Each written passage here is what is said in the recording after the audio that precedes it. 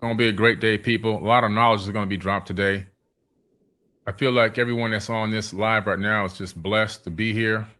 Um, and hopefully you have some people over your house or wherever you're watching this to be able to, share this knowledge. And of course, there will be a replay of this whole entire program.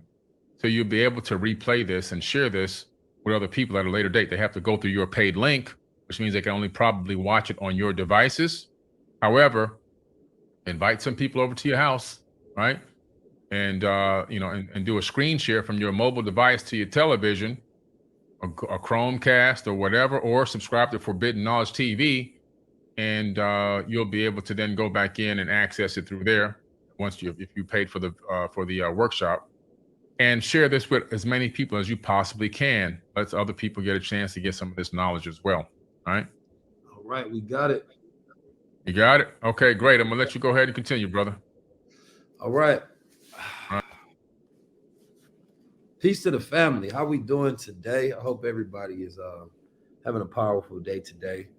I know you all woke up in full readiness to receive knowledge that can have a profound effect on your life, right? And I woke up excited because it's not every day we get to do a 8 hour, workshop, and that means that we don't have to condense the points. We get to fully embellish on all of the topics and go deep into them and layers into them. And I want you all to set your intentions first as we start this off, right? I need you to set your intentions as far as where you want to be in the future, who you are right now, and what you're going to bring out of yourself, and why this moment in time is important to you. It is very important that we timestamp, you know, our present moments so that we actually know why we're doing things and we're not just constantly running around doing the what. I changed my life. Excuse me, trying to get this button together. I changed my life when I started applying meaning to every single thing that I did, to where it got to a point where I don't do anything unless I have a practical reason for it. Right. So therefore, I'm not going to a place. I'm not talking to someone. I'm not eating a food. I'm not reading a book. Right. Unless I have applied meaning to it. And it's changed my circumstances because now, as I go into doing everything, right, as I sit down and I'm talking to you all, I say, okay, what is the meaning? Why am I here? What would be the money for? What will I use it for? Right. So now I automatically apply a purpose to everything. I'm automatically downloading those thoughts into myself. Right. And that's allowing me to take full control over my life. Therefore, there is no chaos. Right. Where there is chaos, there's disorder. Where there's disorder, there can be no universe. Right. The first law of the universe is order. We need order in order for things to flow, in order for things to work. Nothing works without order. So when you see somebody who is broke, it's because they don't have order, right? When you see relationships not working, it's a lack of order. When your business not working, you're not getting no orders, are you? So order is very important to be able to understand. And we are living in a fight for old world orders and new world orders to try to decide what will be the structure of this world. Our body has a particular order that things work in. We work in cycles, right? And these cycles allow us to be able to live accordingly to the order of the universe when we are in tune with these cycles. Unfortunately, men don't know about their cycles. Women know about their cycles, right? Men don't even in these day and age, everybody is not equipped with the knowledge of understanding of the circadian cycles, which is our 24-hour cycle, right? And then the woman, of course, is operating on the 30-day cycle. So her flow is weighing more with the moon and ours is more with the sun, right? Hers goes more with the motion, right?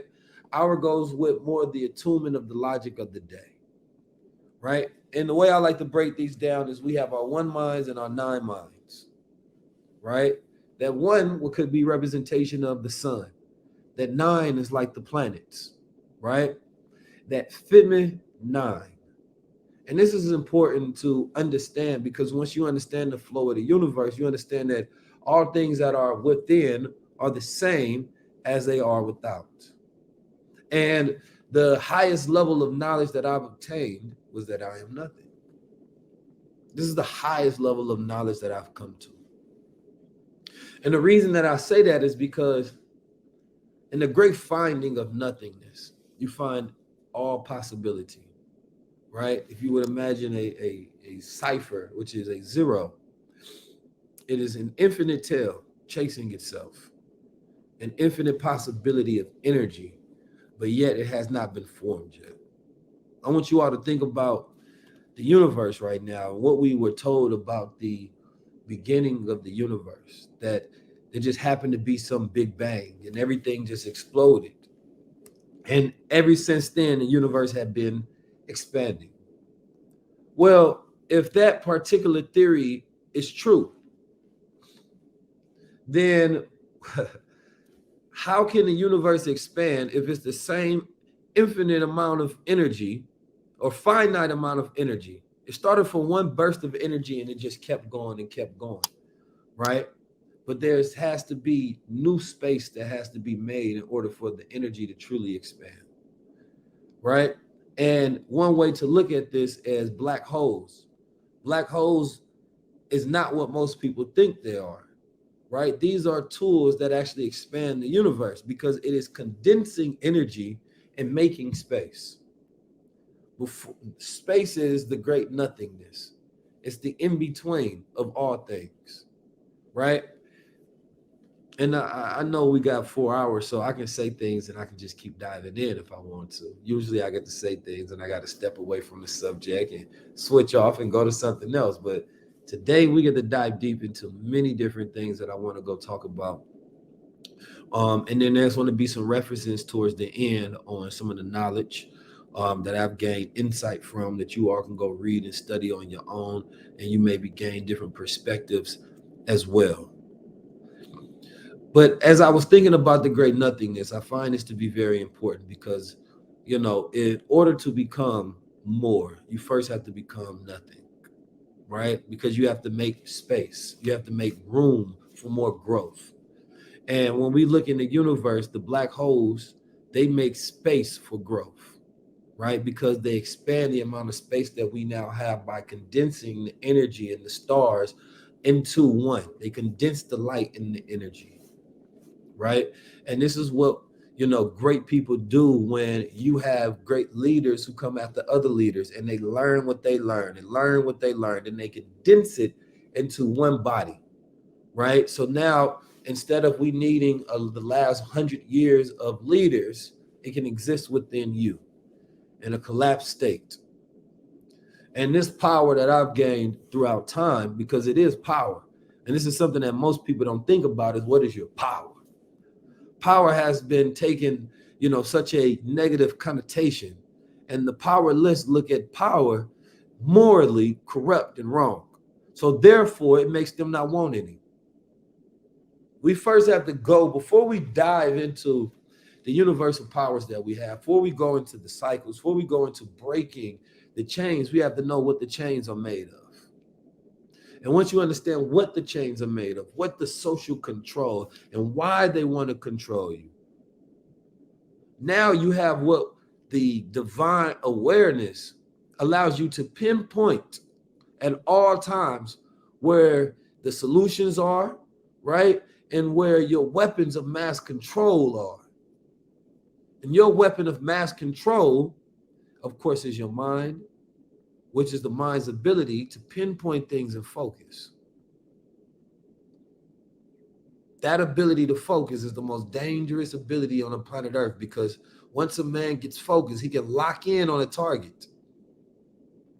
And once you lock in on a mental target, and that's where all your passion and your energy goes, then you open doorways. You open new possibility and new worlds. You take from the great nothingness and you pull from that. It's very hard for me to believe in a lot of things that man tells us, because And there's nothing wrong with what man tells, because I'm a man, right? Nothing wrong with what the mind tells us, but the mind only knows what the mind knows. There's the great undiscovered. There's what we know in this universe and these dimensions of thought, and then there's all of this. Because the universe expands based on questions. Once the mind knows how to ask the right questions, the game changes. If AI didn't come, there would be certain questions that we wouldn't be asking today in society. But now that we have AI, people are asking different questions, expanding the fields of consciousness. Man is trying to merge with machine for transhumanism. Artificial power, or is it real? Is this man's great contemplation? Because without the questions, we don't get where we are now. I believe that man's ultimate power is his ability to create technology, of course, one of them at least. But of course, man's ultimate power is his ability to duplicate himself. And in the great duplication of self, you're constantly evolving. And this is the way that human beings have achieved immortality. Today, man is selfish. His consciousness, his body, he wants to preserve forever.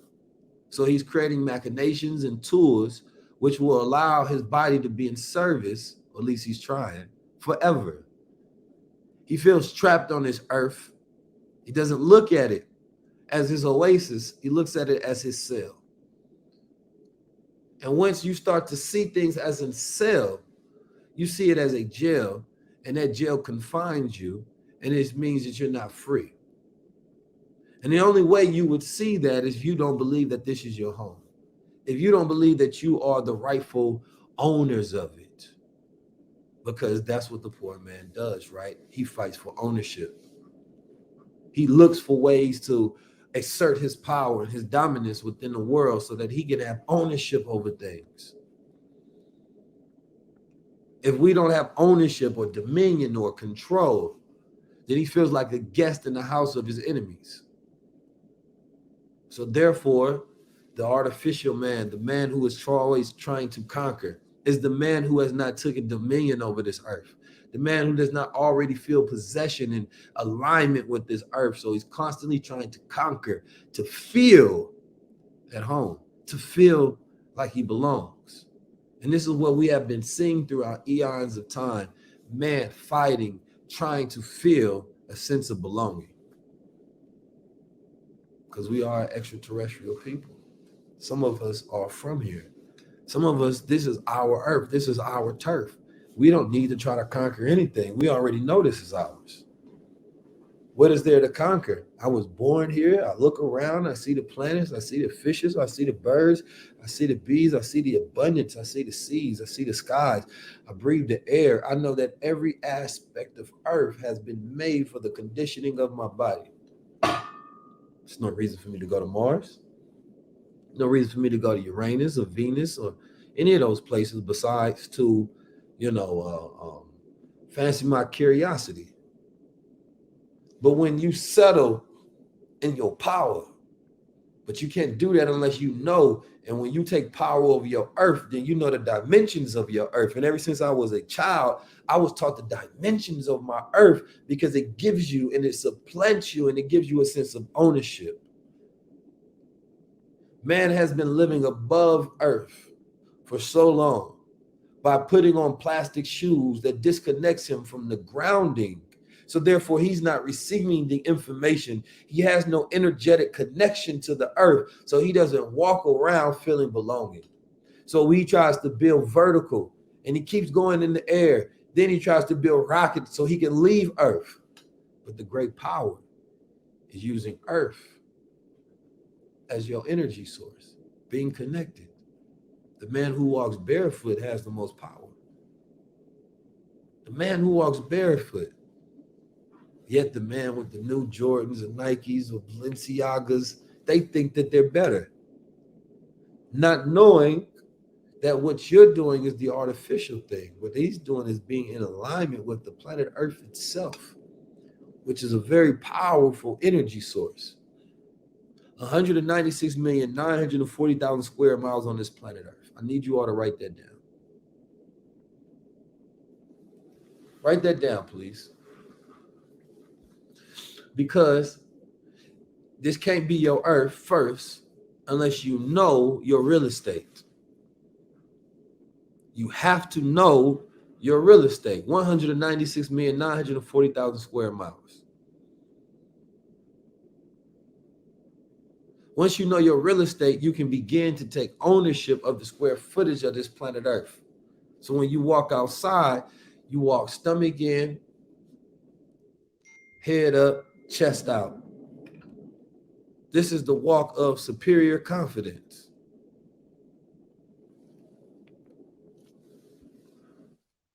And in this confidence, once you have it, it can't be taken. Let me put this white noise on. If you all want to follow along as well, white noise is the best noise to listen to while you're studying. It enhances memory while you're learning as well. So just a little tip.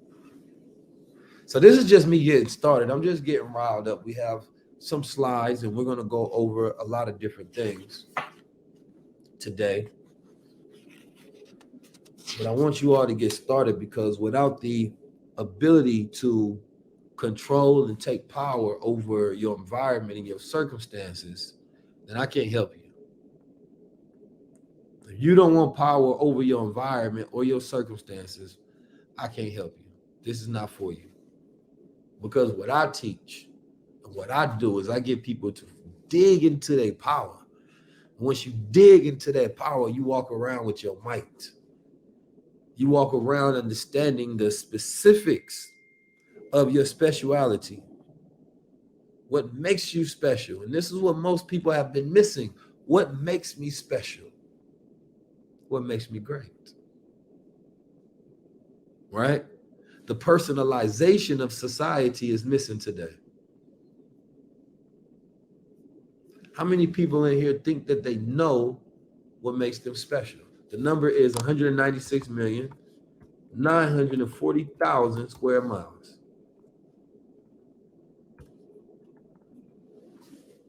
Most people in here, if I ask, what's your astrology sign? Drop it in the comments. We're going to have a lot of questions today, and we're going to get into some good interaction. If I say, what's your astrology sign? Most people in here instantly know it. But if I ask you, what is your Myers-Briggs type? Most people couldn't tell me. What's your Myers-Briggs type? See, this is something that I teach my students, and it works very well. This right here is a representation of what we call a dossier.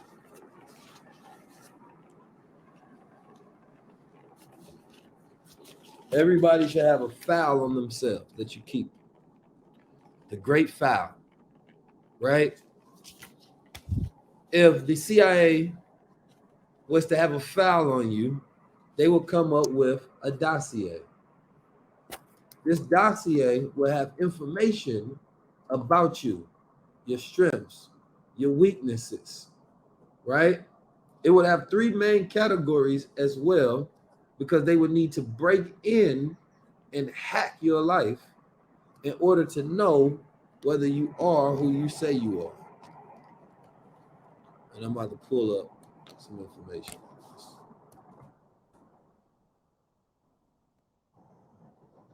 Most people have no idea, so you are prone to attack.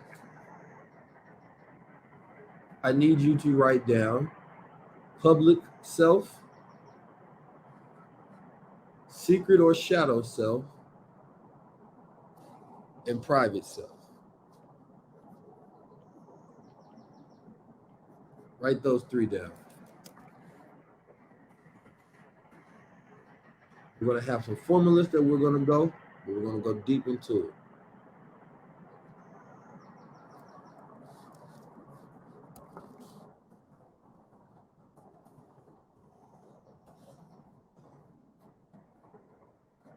All right. Did we get our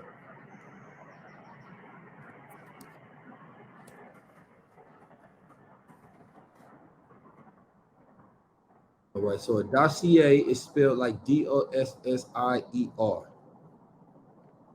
It typically refers to a collection of documents, information, and intelligence reports compiled on a particular subject, individual, or organization.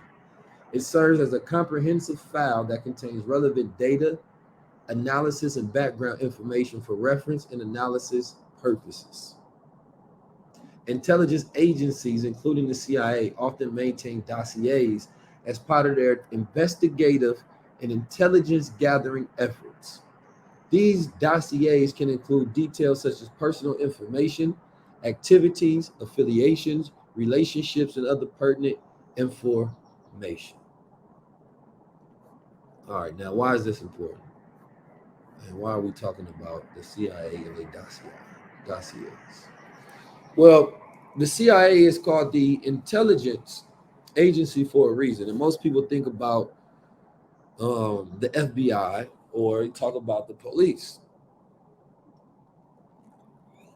Hmm. I just got this gift and it's spilling. I don't like it. But when we talk about the CIA don't care about feelings. It's all about facts. They are a fact-finding information. They only find the most important, relevant information to their case or their cause. Now, you would not become subject of a CIA dossier unless you are a person that holds pertinent information or you are a player in a scheme of pertinent information in the game of intelligence. Most of you all, I'm sure, are familiar with HemiSync program the CIA came out with. Now, if this is the information that they let public, imagine the type of information that they have private. I like to study agencies such as the CIA because they study a lot of this information in the conscious community as well.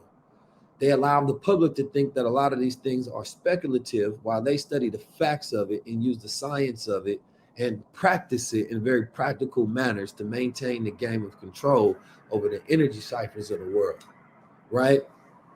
So if somebody in the CIA was to create a foul on you, they would look at your list of activities, your associations, your affiliates. They would study your personality type, right? They would take this information from somebody who gathered this, who was an analyst of you, and then they will pass it off to a field agent. Now, this field agent would use this information to try to get close to you. They would use what they know about you to try to infiltrate, right, your secret life. But in order to get into someone's secret life where all their secrets are held, where you trust a person completely, they first have to get into your private life, right? And the only way you let somebody into your private life is they become a friend. You like them, you relate to them, right? They tell you things about themselves that sound like you. And you say, oh, this reminds me of me. So they start practicing mirroring. And this mirroring technique is a simple technique of when one person does, you do the same thing. And it makes them feel comfortable as if they're in the mirror and they're watching them. They laugh, you laugh. Oh, I do sports. Oh, I'm into sports too. Oh, you had an abusive parent. Oh, I had one too. All of a sudden, they're mirroring everything that you do. And people like this, and you start to drop, right, your guards down. And you start to let these people into your private life. So you have your public self, and the public self is the self that we admit to the world. This is what we want to be seen as. This is the person that we're most proud of, the one that the world sees. We try so hard to maintain and curate an image of our public selves to the world. I'm smart. You know what I'm saying? I drive this type of car. I'm rich. I do these things. I have these type of friends. I show up. I wear these bright colors. I have this type of personality. This is what we admit to the world, but this is not always who we are. It may be who we're trying to become, right? But who you truly are is who you are in your secret life. Now, your private life is where you are with friends and families, the way you joke with them, the more you let your guard down. And you have a completely different side of yourself that you show, right? Now, this side of yourself, all of these sides are you, but they're not always fully collapsed into one authentic whole person, right? They're separated. Psychologists study the desires and the shadow sides of the public, something called the collective shadow, right? But the individual shadows and the individual secrets of a person, is not the ones that we divulge to the world. Those are the things that people take to their grave. But if you ever share with someone, it lets the pressure off of you. Now, once you start sharing with one person, you are holding their secrets and you have their unadulterated trust. They would tell you things they would never tell anybody else. And what happens is once they got you into this mode of when you told them something, now you're dependent on them to hold your secrets. And once you're dependent on them to hold your secrets, that's when they start to institutionalize you to where they have the ability to pass you off to another agent. Because now you assume that this person holds your secrets as well. And this is how they infiltrate certain people in the CIA in order to understand how to get them on their side and how to get them to do whatever they want them to do. So they study sexual habits, they study eating habits, they study what you watch. And you have to imagine this is the greatest time in the world for the CIA today. Why? Because they have all these data collection points now. Now, man, we got Facebook, we got Instagram, right? We got Snapchat, we got ChatGPT. Yeah, ChatGPT, they tell you they're collecting data from there. So they have all this information that they can now use, and data is power. So without being fully aware of yourself, you don't know your weaknesses. And this is why I teach us to have personalization files so that we know ourselves. And therefore, we know when someone else is trying to use a part of ourself against us. Wait a minute, this person is married. There's no way that this person could be so nice. How are they trying to manipulate me? But if you don't have self-awareness, then you can be easily manipulated. So this is what you have to understand. Self-awareness is the key guiding system that protects you against all things. Right?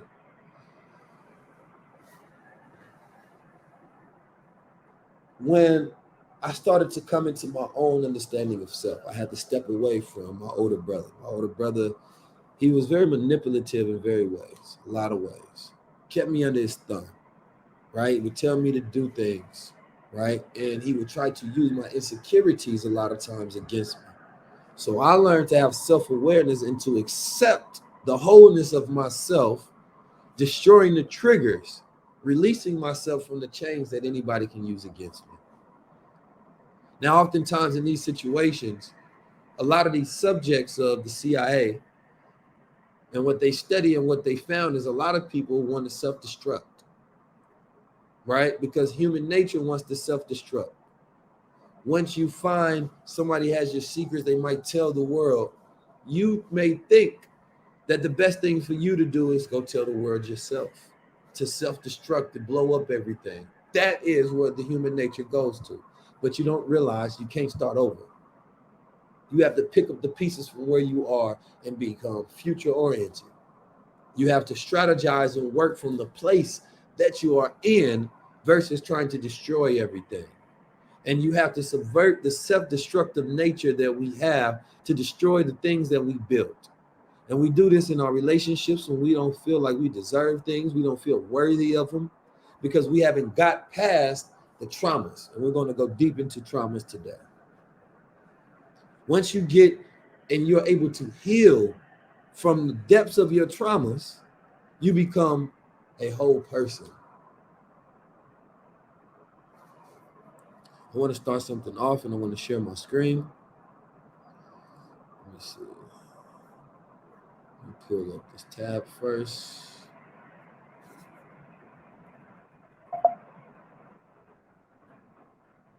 All right.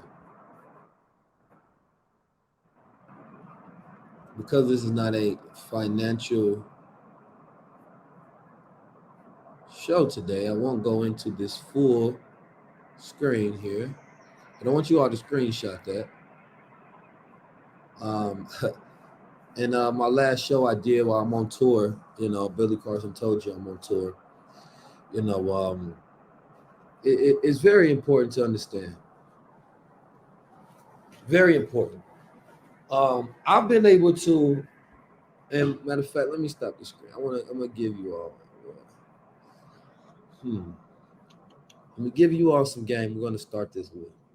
We're gonna start it off metaphysical before we go here. We're gonna start this off metaphysical. So I'm gonna tell you first how I built myself up to become 19 Keys.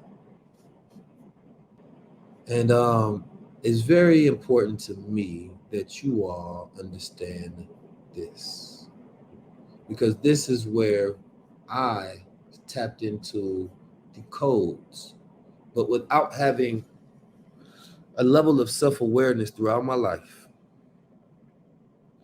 without the studying of quantum physics, right? Without the studying of synchronicity, I would not be where I am today. Without studying occult knowledge, I would not be where I am today. There were certain codes that I learned about the universe and the way that it works. Once I started to understand synchronicity and I became a great observer, then I learned how to control and manipulate reality and bend it to my will. Nobody can deny this to be true because I'm evidence of my teachings. I started off in Oakland, California. We moved there when I was like 1.5, 2 years old.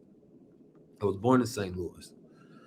Both of these are currently at the top of the murder capitals of the most dangerous cities in America today. When I was younger, I used to have this feeling. It was this feeling that I was destined to do something great. I was about 5, 6 years old. I think I can't tell you the exact age, but I remember the movie Crouching Tiger, Hidden Dragon that came out. And I started playing with my chi and my energy. And I started to have this unrelenting belief that I could control weather and I had the power to control things. So I used to play with my body and I used to move and I used to play with the energy to see what I could manipulate into reality. And whether it was the reality of what was happening in the imagination and the mind of the young Keys that I was at the time, I would see the wind move, right, according to my movement. I would see, right, the weather move according to my movements. And I remember having this moment where it struck me intensely that it was this clear, defined voice. And it came and it told me that I was destined to change the world. Now, I'm young, so I don't know what changing the world really means. I don't know which part of the world really needs changing. I just know, like the same things I've seen in the movies and the cartoons and things of that nature, where the character has a hero's journey to go on and they're destined to change the world. I believe that that same thing was for me. And this is important to have because when you study the greats and you study their stories, you realize that they have things in common. And this is called the calling. Once you get a calling, you can induce your own calling, right? Some callings, can't tell you where they come from. It is the universe ringing in your ear.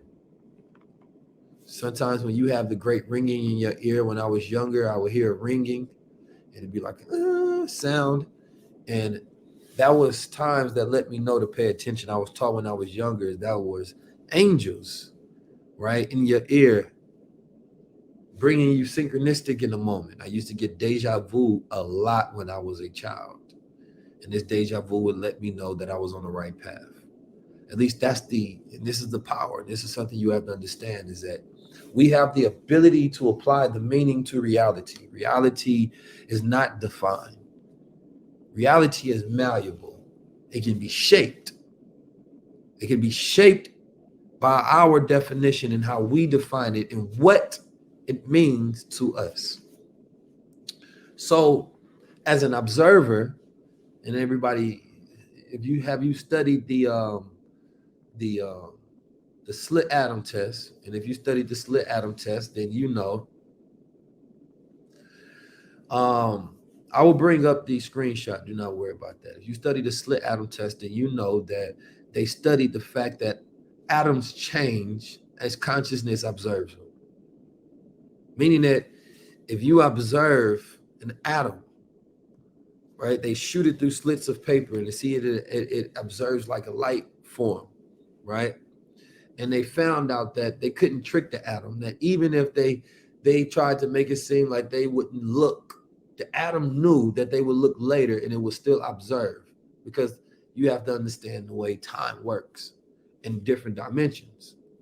But I digress. So what we found out was that the observer consciousness has an effect on reality, attention, energy, consciousness, psyche, that it changes. And I took that in. And what that meant to me, and this is what you all have to understand about applied meaning, because when they say perception is reality, they're saying that you can apply the meaning, right, of what things do, of what things are, or why things are. And in your world, the way energy is shaped in your world, right, then you create it. And so I applied the meaning on that one. And I said, okay, because a great observer is not one who's controlled by what they see, but one who controls what they see. And Carl Jung said that if it is true that the observer affects reality, then it also must be true that higher consciousness and lower consciousness has different effects on reality. Different effects on reality. We do not all have the same effect on reality. Someone with low-level consciousness does not have the same ability to affect reality. And I'll read you some of my writing that I never share with anyone. I think it's here. These are some of my personal notes from books that I've written that I've never released. Synchronicity impressioning. Modern microphysics turns observer once again into the little lord of creation in his microcosm, with the ability, at least partially, of freedom of choice and fundamentally uncontrollable effects on that which is being observed.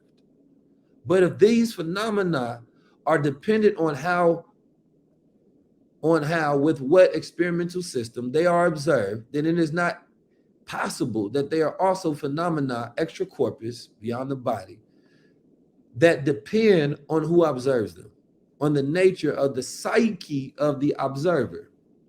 And this is why it is important to have self-awareness, because if you don't know your own biases, if you don't know your own conditioning and programming, if you don't know your own mind and the way you define things, your operational reality, right? Your operational definition of things.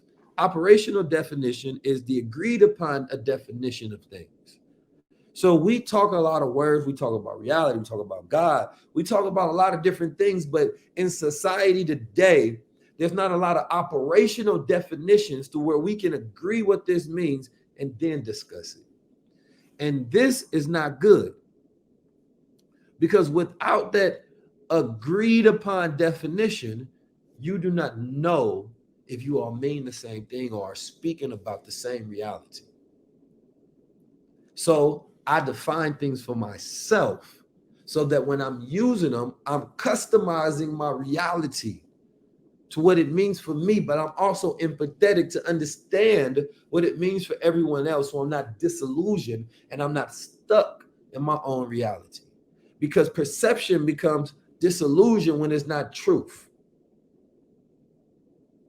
I want you all to understand that you can perceive the skies to be clear, yet you can walk outside and it can be raining.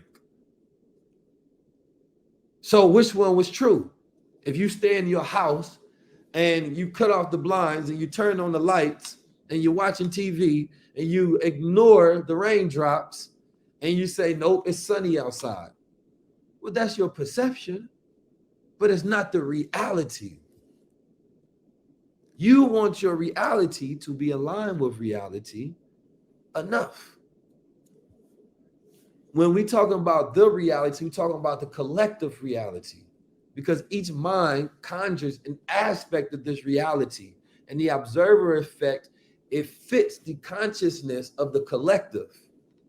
So the world that we see is based on the collective observation, not the individual observation. But when the individual becomes powerful enough, he can create observations that the collective can pay attention to, and then they add into the matrix. Steve Jobs, he decided that I wanted to change the world. So I will create something to where everybody will be observing my observations. What was in my mind, I will bring out for the world to see, and they will see the world the way I see in my mind. So now he added something to this matrix, and each of us have a unique ability to bring out something that we can add to the field of reality. So I decided to add 19 keys to this reality. Jibril is the angel in the Holy Quran, and he is the angel in the Bible is Gabriel, and he is the one who brings the message. He blows the trumpet, he brings the message, and the name means strength from God, which means that he draws his strength out of thin air. He draws his strength out of the great nothingness. He draws his strength from self. And if you understand that, then you can understand why the only resource I need, the only resource we all need is our mind. But if you perceive yourself as poor, you're distracting yourself from the riches. If you just perceive yourself as weak, you are distracting yourself from your strengths. If you perceive yourself from your past, you are distracting yourself from your present. So the observer, based on where their consciousness is looking, is always creating the observations and the reality. Now, let's get back to this. If the observer affects reality with consciousness, it must also be true, given the fact that each observer consciousness is different, that his psyche effect is different. Perhaps even customized to his conscious observations, he or she can find meaning in what is observed. I hope that didn't go over your head. In plain terms, what it means is when you take time to observe your reality, what you might find as meaningless coincidental occurrence may actually have unapparent meaning.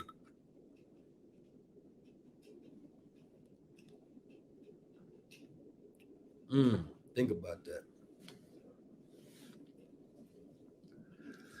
And figuring out what it means could make the difference from interpreting the signs of the universe to interact with opportunity for a successful journey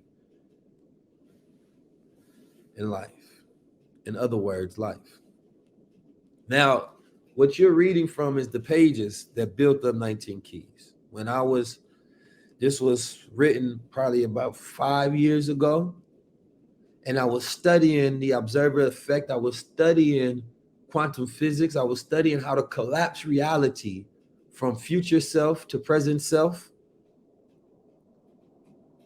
And as I was studying this information before I started putting out anything to the world, this is what I was filling up my consciousness with, so that as I made my moves, I played chess from these thought processes. I believe in order to live within synchronicity, you must be present and aware to interpret the signs. You must be in a constant state of updating self, recognizing change, being present, centered, and balanced. This state requires energy. Energy in the psyche. The enlightened mind not only recognizes this synchronicity, but causes it. I'm going to say that again, because once you reach this state of enlightenment, you don't just recognize what's happening in the world. You cause what's happening in the world. Much like an entrepreneur, really any person, but entrepreneurs especially who manage to always have something miraculously happen along his or her journey that always allows them to stay on the journey, to stay on the frequency that they on. I say entrepreneurs especially not only because I'm on that journey myself, but because entrepreneurs are dependent upon the frequency of their thoughts to manifest. Especially on the startup journey, you know you don't have a steady check, so you have to make it happen. It has to come from your energy, your work, your mind. And energy is just work. So when a person tells you to work, they're telling you to use your energy. And when you adjust your life along the journey, the universe conspires with you. Oh man, I gotta say that. Because that's what it means to bend reality. It is to conspire with the universe, not against it. You want to always be in the great flow. You don't want to be against the universe ever. This is what it means to understand the codes, to be in the flow with the universe, not to be against. And we're going to go over how to get into flow state, right? Because flow state is a beautiful thing. Now, I'm not going to go over all of this. This is some deep stuff right here. And this is a story. But I'm not going to go over that right now. Or maybe I should. Maybe I should. This story was about when I was playing in my first movie. Now, in this movie that I was in, Amari Hardwick was in this movie. Tessa Thompson, the director or producer was Nia Boyong, same producer of Fruitvale Station and Harlem with the new Malcolm X show. And Lakeith Stanfield, I met him there, and I remember giving him a lot of breakdowns on set. But at the time, I had just fired my job, right? And I fired my job, because and we don't say quit, because we don't quit anything. The language of this world is to make you feel as if you self-destructing, as if you quit, because they never give you a power language. And this is a very important thing to understand. You have to always speak a power language. And we're going to get into that a little bit if we have some time as well. But we don't say quit ever. We only speak power language. So we only live and possess power. So you need to, if we ran your language through a machine, we can tell who speaks a subservient language, a slave language, or who speaks a power language, right? Who speaks with force and will versus who speaks from a subservient position that's been conditioned by society. But anyway, back to the story at hand. Synchronicity is about observing the signs and defining those signs and that meaning of what they could mean if you apply the meaning to them. So I was literally seeing a sign outside of my store that said that they're going to be filming. Now, this is what filming was supposed to take place on a Sunday. Sundays, we did not open up. So backstory, I fired my job. I opened up a business in Oakland, California, right? And I had this business. I was supposed to be a pop-up that I was renting half of the shop from someone. And I ended up keeping that business for 2 years, right? It ended up being pretty successful, and it was starting to become a staple. And then, the 19 Keys journey happened, and the owner didn't want me to be there because the store was no longer defined as his location. It became mine, all right? But that's another story to tell. But I'm here at my store, and I sold my clothing, right? Because I designed. So everything that you see from, my rings, from my crowns, from even these, I designed everything, right? Even on the show, I'm very hands-on with everything that I do because I'm a designer at heart, because I believe you can design your reality. This is part of the great observation, and this is what we're going into, how to design your reality for yourself, right? But I was on this path, and I see the sign that was stuck up there, and I said, wait a minute. I did not have money to pay my rent. I did not. I didn't know where it's going to come from. It was due like in a few days. And I'm on this entrepreneurship journey, and I'm just trying to figure it out, y'all.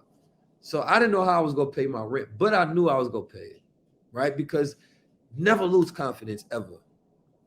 Once you lose confidence, you're broken, right? You lose confidence, you no longer have belief, right? So instead, and you all let me know when we get to the 90-minute mark, and I'll tell you why once we get to the 90-minute mark, because we're coming up on that. So we always take breaks every 90 minutes, and I'll tell you about that.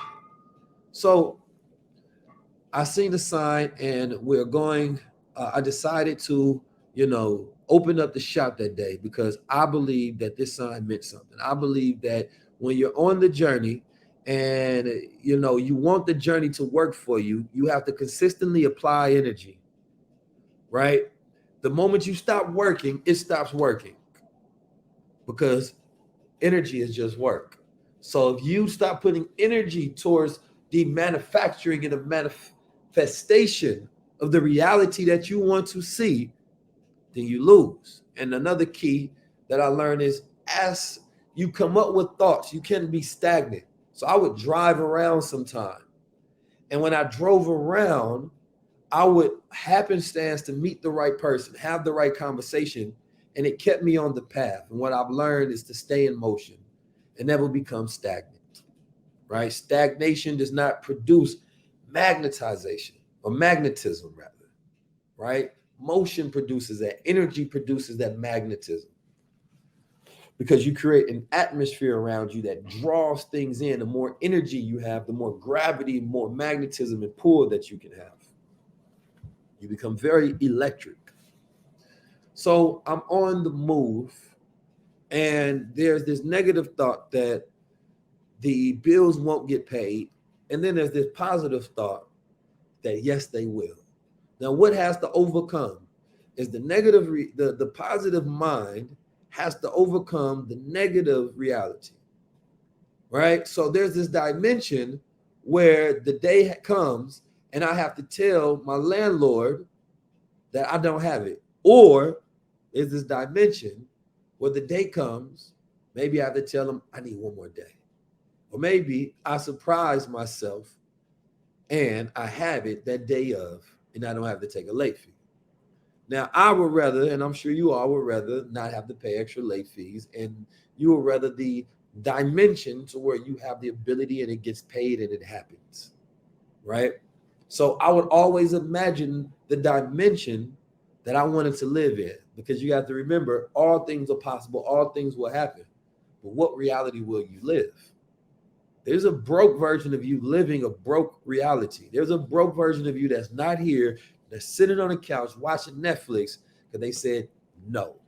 But you, based on your decisions, create the reality that you live in. So you're not the version of you that's sitting on the couch. You're the version of you that is getting a supermind. Does that make sense to you all? Because we're going to get into that a little bit too. And that's, I'm telling you, that's so powerful. Man, once you realize how to manufacture your reality based on your decisions, and you get to look inside where that decision will go, because they all lead to different roads. You say, damn, if I make this decision, you can envision that's the reality. But if I make this decision, that's the reality. And sometimes you have to embark on the great unknown, which leaves your reality blank to where you can paint whatever picture that you want to see and you want to live. So anyway, let's get back to it. So, because I tell stories long, but we got some time. So I get to the store on a Sunday and I see them setting up the trucks. By the time I get there, they got a dressing. What's the fitting room out there? What's it called? You know, where they have a station for a person. So it's a dressing room, but it's the camper ones, right? So it's sitting right outside of my store. So automatically I come in and they're filming right in front of the store, like the exact scene. So I come in to my store and I open up like it's a regular day. Remember, we never open up on Sundays, but I know the only way it works is if you work. I have to open up for the possibilities to create a new reality, because the reality of me telling my landlord that I can't pay rent, that can't come true. I have to go put more energy into manifesting a different dimension of reality. And if you want to manifest a reality, you have to give up something, right? So I gave up work. I gave up my rest and my Sunday. You have to have something that you give in exchange for my thoughts, my ideas, and my strategy. And then, of course, we had stock, which was the clothes and the glasses. So by having stock, it lets me know the possibility of selling this stock is imminent. Without this stock, then it was much harder because I did previous work. So now I don't have to do the same amount of work, which is the production. Now I can do the selling, which is a completely different energy. Producing something is different than selling something, right? So they come, and I remember day one, the producer comes into the show. Comes into the shop because it was like I had clothing that said "Black Dreams Matter" in the window. Now this is the time at the height of Black Lives Matter, but I changed the slogan because I thought that the slogan did not mean anything. I thought the slogan did not have, possess any power, right? Because Black Life Matters is something that I would never have to tell anybody because I already know it, right? So for me, I did not like the slogan. I said Black Dreams because the statement was that in order for, a life to matter, right? It has to matter before a person's die. It has to matter while they're alive. And to think about a person's dream is to humanize them and have empathy for them and to care. So we said dreams because the first dream we wanted in this country as melanated people was freedom, right? For those who are in shackles and in servitude. So that's up there. Assalamu alaikum shirts, Black God Protocol. I had my crowns. I had glasses. I had a whole curated store. And maybe I can pull up some pictures for your mind to see before the end of this so you all can see the shop as well. I'm going to put something up so you all can imagine with me. So, being at this store, here comes Lakeith Stanfield. Now, he just did the movie Get Out, right? So, as he did the movie Get Out, I was happy to see bruh because he was just getting his fame. And I'm like, yo, that's bruh from Get Out. So he walk into the store, and he comes in and automatically like, yo, this stuff is dope. And he starts buying stuff. He started picking up this coat that I had. This coat that I had made was like a $300-400 coat. It was customized, right? Then he picked out some shirts and some other things. And he was like, yo, how much? I don't want a discount or nothing. And I'm like, I wasn't going to give you a discount, brother. I ain't got no money. So we definitely weren't going to do that.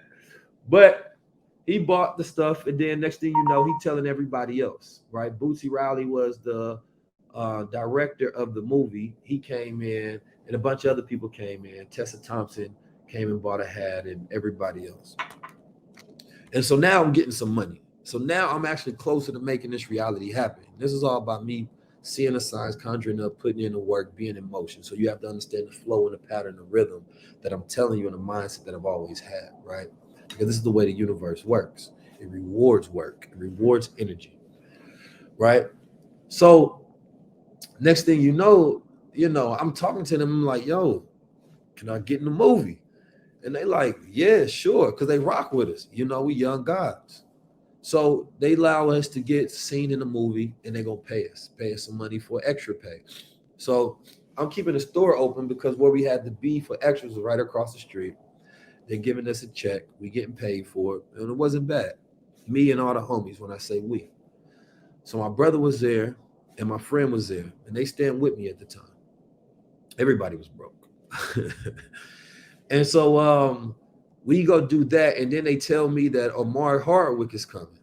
Now, Omari Hardwick, of course, was on the Power show at the time, and it was big, right? So everybody knew Omari. So we wanted to say what's up to him because I wanted to get him to wear one of my shirts. I said, if I can get him to wear one of my shirts, and I posted this, then put it online, this may be the drive that I need to make this reality that I see of me paying my rent possible.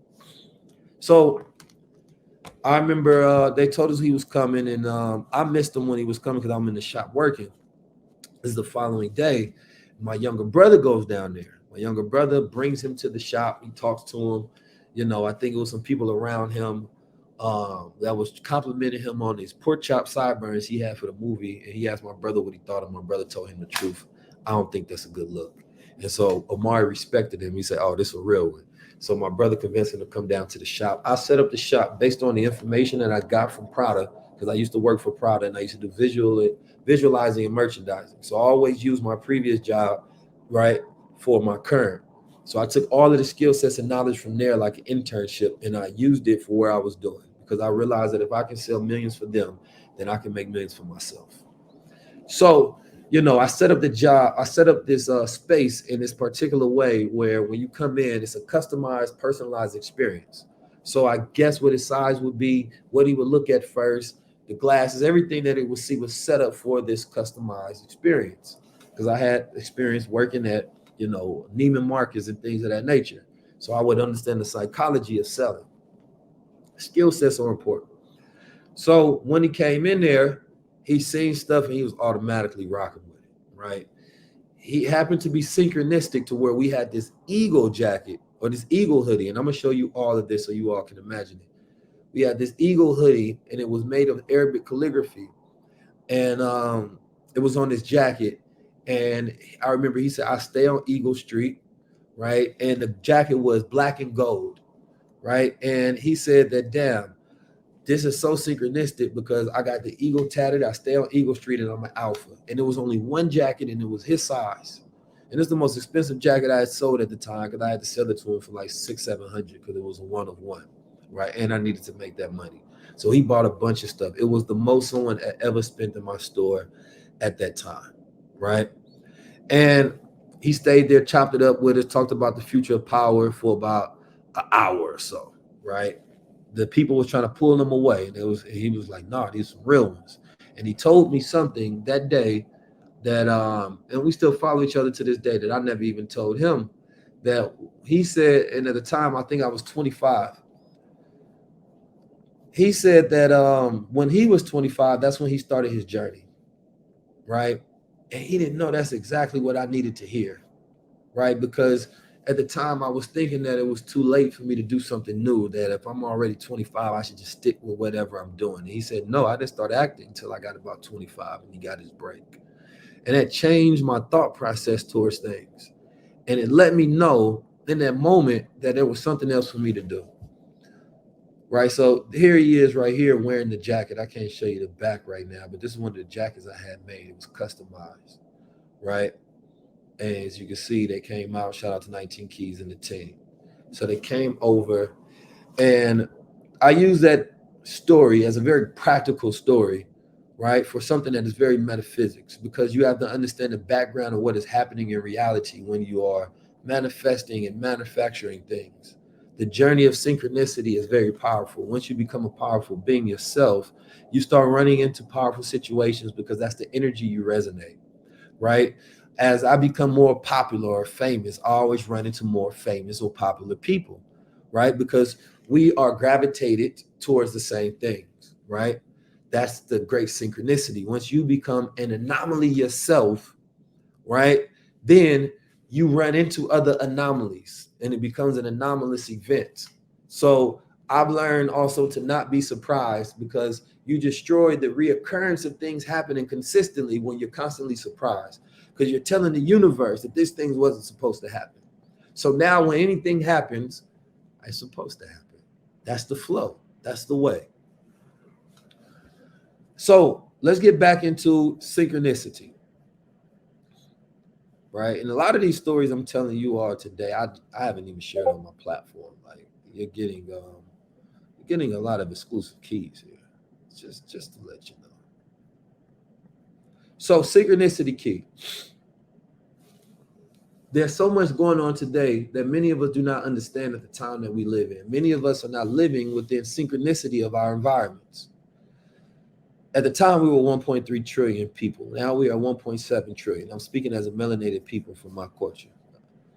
The proof that I have that they are failures, because it said that we have 1.7 trillion every year in failures. The proof that I have of their failures is the fact that we have no assets, which means that we must be spending our money on liabilities, which is our energy on liabilities.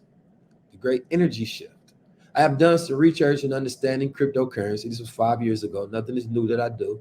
And taking that research and giving it to the people so they can interact, right, with the opportunities of the present instead of react to the success of the opportunity. And this has been my thesis throughout time.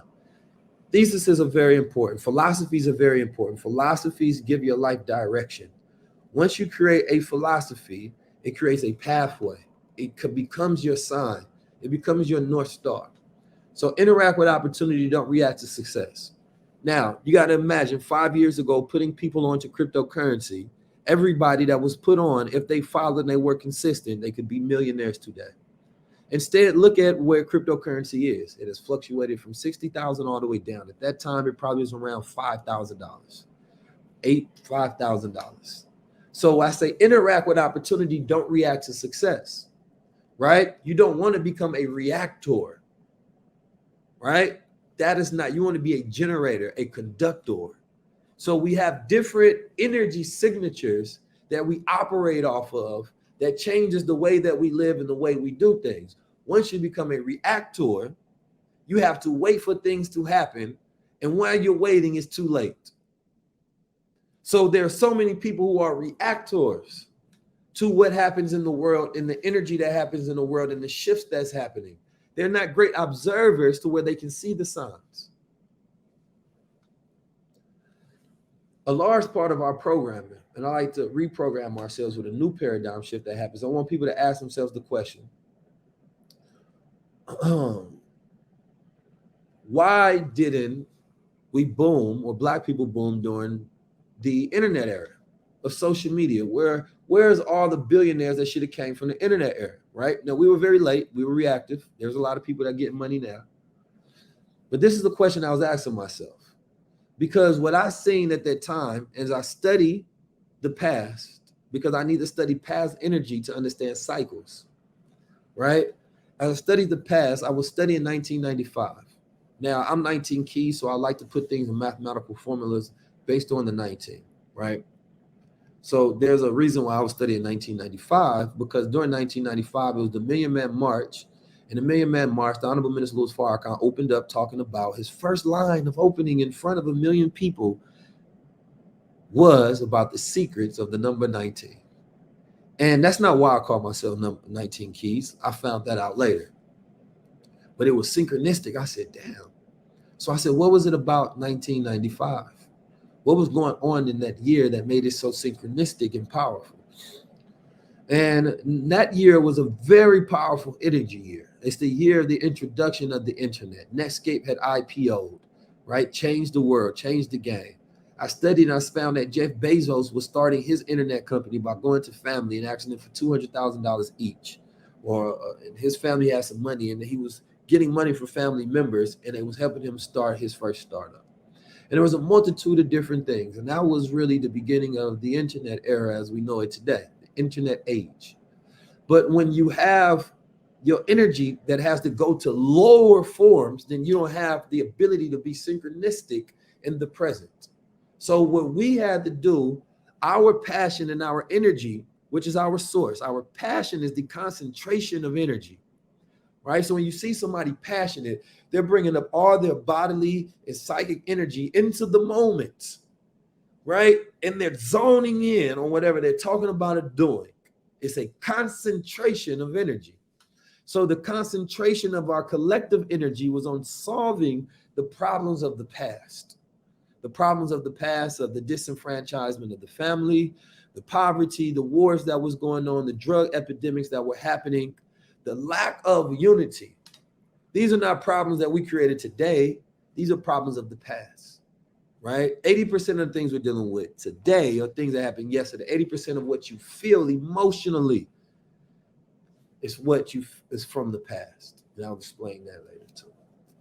So we, as a collective, we are a past tense emotional people, which doesn't allow us to deal in the present, because in order to be synchronistic in the present, right, you have to be in a state of enlightenment to where how many people are today are present. When you walk outside, you have your phone. We don't notice the changing of the leaves, the seasons. We don't notice the things around us that are constantly changing. We are always looking in our phone. We don't see the signs of the universe. Right? We are scrolling, which is a distraction mechanism and a coping mechanism for trauma, right? The trauma of dealing with the tough emotions of work, putting our energy in productive ways. So instead of doing that, I'd rather scroll because I don't want to deal with the work. So as soon as we take breaks from our jobs, we hop on the phone. We need to scroll. Let me get a break out of reality. These is our mini vacations. These are coping mechanisms. So you cannot be synchronistic because Bitcoin machines were in the hood for 5 years, 10 years. But if you are synchronistic, it asks you why. The great observer looks around and he sees changes and he asks why. Because changes represents ripple effects. When one thing's changed, he knows that this means a macro. This may be micro. Okay, let me understand, why would somebody put this machine here? And then what he does is he doesn't question. He interacts with the opportunity. He said, I don't know why. Let me interact with it. I'll do my studying, right? I do my investing. And if he would have did just that, anybody who would have did just that could be a multi-billionaire today just by being present and asking why and interacting with opportunities. So I learned to interact with opportunity, not react to success. This is why you see me on new technological things. This is why I've always taught about things before they become mainstream. So NFTs, AI, blockchain, cryptocurrency, right? This is why I study cycles of the past to understand the present. I don't want to be a reactor. I want to be an interactor. So therefore, people have to react to my success versus vis-a-vis the other.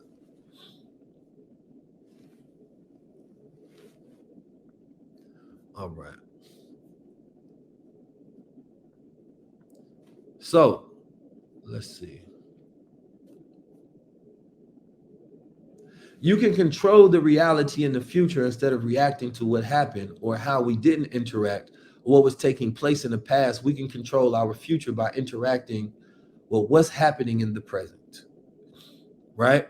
The key is synchronicity. The key is being present. The key is raising the level of awareness.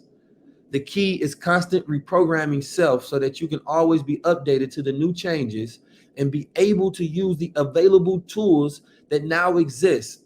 To think about it like when the new iOS update comes out on your iPhone. If you don't update your iOS, you can't use the new tools.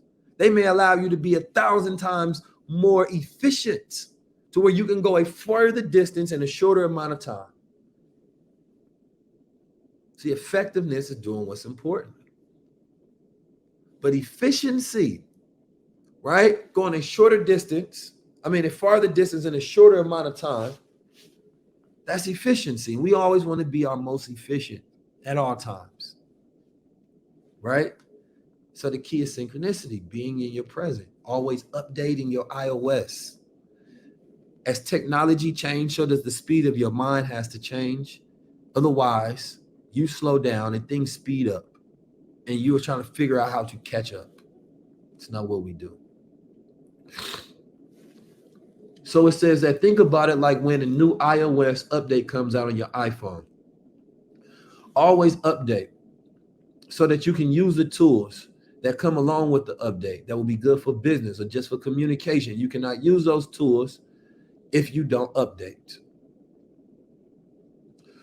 Who are we to want it but not work for it? Who are we to complain but not change? Who are we to say that we are gods but we do not interact with the world?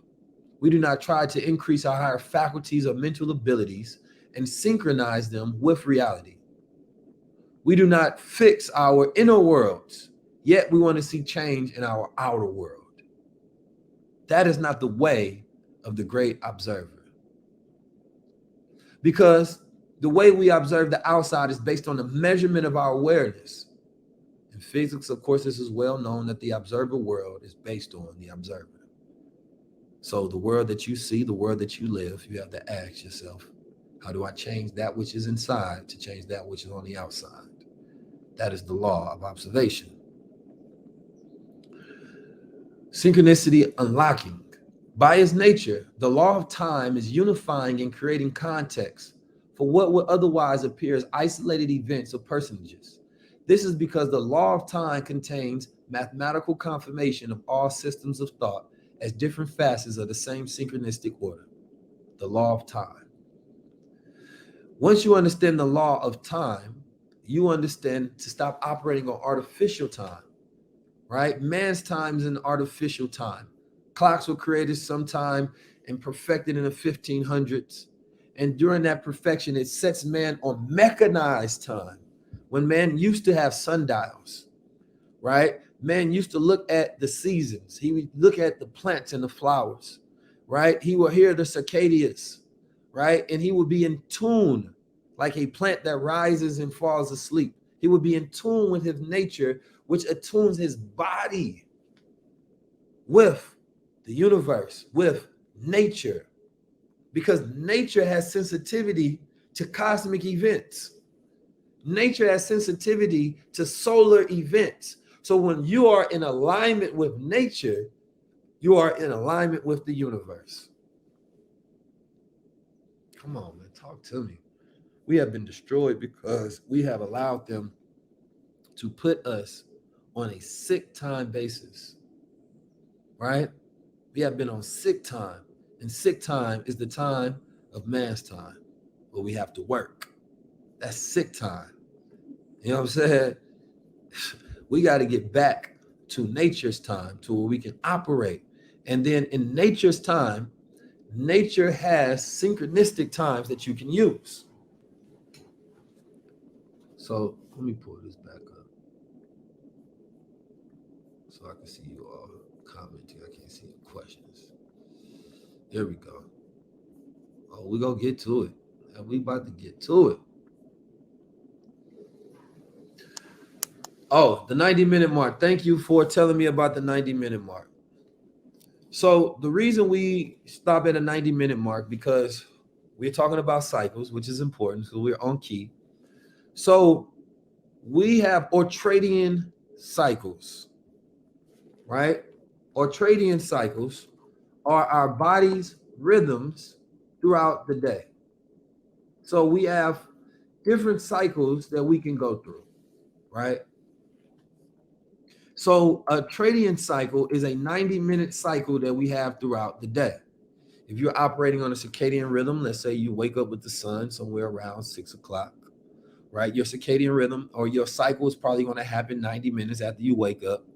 And this is a peak cycle, right? Now, what that is this peak cycle. Let me see if I got my keynote for this, actually. I might have a whole keynote for you all on this. This is so good. Ooh, I'm about to be in here cooking today. We about to cook today. Let me see if I can find this for y'all. Might be a treat. Y'all all the keys. So write that down as Ultradian, Ortradian cycles. Alrighty.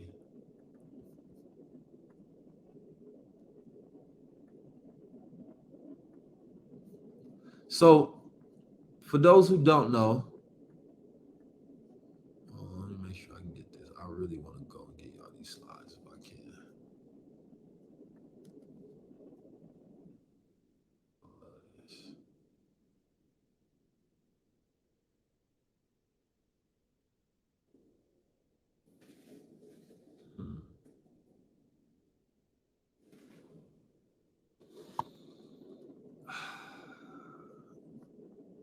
And since we are at the 90-minute mark, feel free to relax and rest for a second, because it's one thing to keep going, but it's not the most efficient process when it comes to learning. And we're going to cover learning and how to learn as well.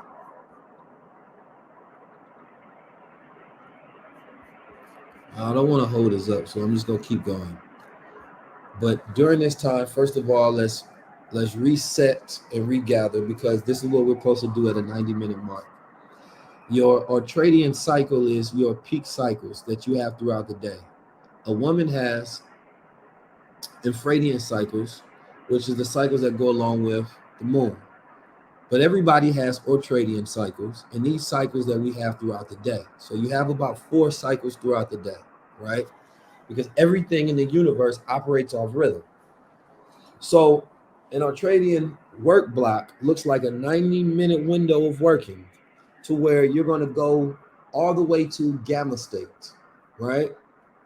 So gamma state, let me pull this up.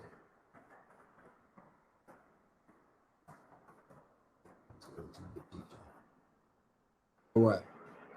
So you have to understand that we go through different oscillations and waves throughout the day. Our brain does, right? Takes us to different levels of peak performance, right? Gamma is at the highest level, right? So this is what I try to get people to do when we talk about the highest level. It is gamma state, it is flow state. This is where you are involved in your higher mental activities and consciousness, right? It's associated with peak concentration, high levels of cognitive functioning, and being in the zone, otherwise known as the flow, right? So you can listen to gamma binaural beats, which helps promote peak performance and high level information processing. So I duly suggest everybody listen to some white noise as you study. It increases that. So anyway, we start off from delta, right? Those are the slowest brain waves predominantly present during sleep, dreamless state. So that's non-rapid eye movement sleep, where you get into your deepest sleep. And we have to do that because otherwise, if we're dreaming all night, our brain has too much activity and we don't get enough rest, right? Some people wake up and they still feel like they need rest. And the reason this is because we build up neurotoxins while we sleep and these or throughout the day, right? Which is why if you stay awake too long, you mess up. You build up these neurotoxins, and while you sleep, your brain secretes a fluid that washes over the ridges of your brain, right? So you got to get into that deep sleep, and not only that, all of your learning happens while you sleep, not while you're awake, because while you sleep is where you actually process and download, right? So while you're awake, you're observing, you're studying, right? You're giving your brain things to process and to learn, but your brain doesn't go through a process of what we call unlocking and relocking, right? Or attaching neurons and creating electrical connections to where it holds information forever until you sleep. So the unlocking and relocking happens when you get new information that destroys your previous thoughts. Your neurons literally detach, then it reattaches with new information, right? So truth is very powerful. It's an electrical current that can happen in the mind. So delta, that's non-rapid. Then we go to theta, right? That's deep relaxation, meditative, light sleep, REM dream state. So that's your theta binaural beats that promotes relaxation, creativity, and reduce anxiety. So you can put yourself in a relaxed state of theta, and this can be good for daydreaming. This is good for imagination. So in your 90-minute rest period, or after your 90 minutes of peak performance at gamma, you want to relax and try to bring you down to theta state, right? Or no, or theta or alpha, which is the next, which is, you know, when you are relaxed and you are calm, right? But you are alert, which is the difference, right? So you relax, calm, but alert.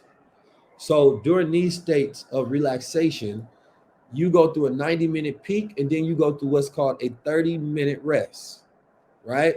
So during your 30-minute rest phase, right, that is when you are supposed to cut off your brain so it can process everything. And then after that, that's when that 90 minutes starts back up and you can go back to gamma state, right? And then most of the time we are at beta wave state, which is the next one, which is associated with our normal waking consciousness, heightened alert and focus, right?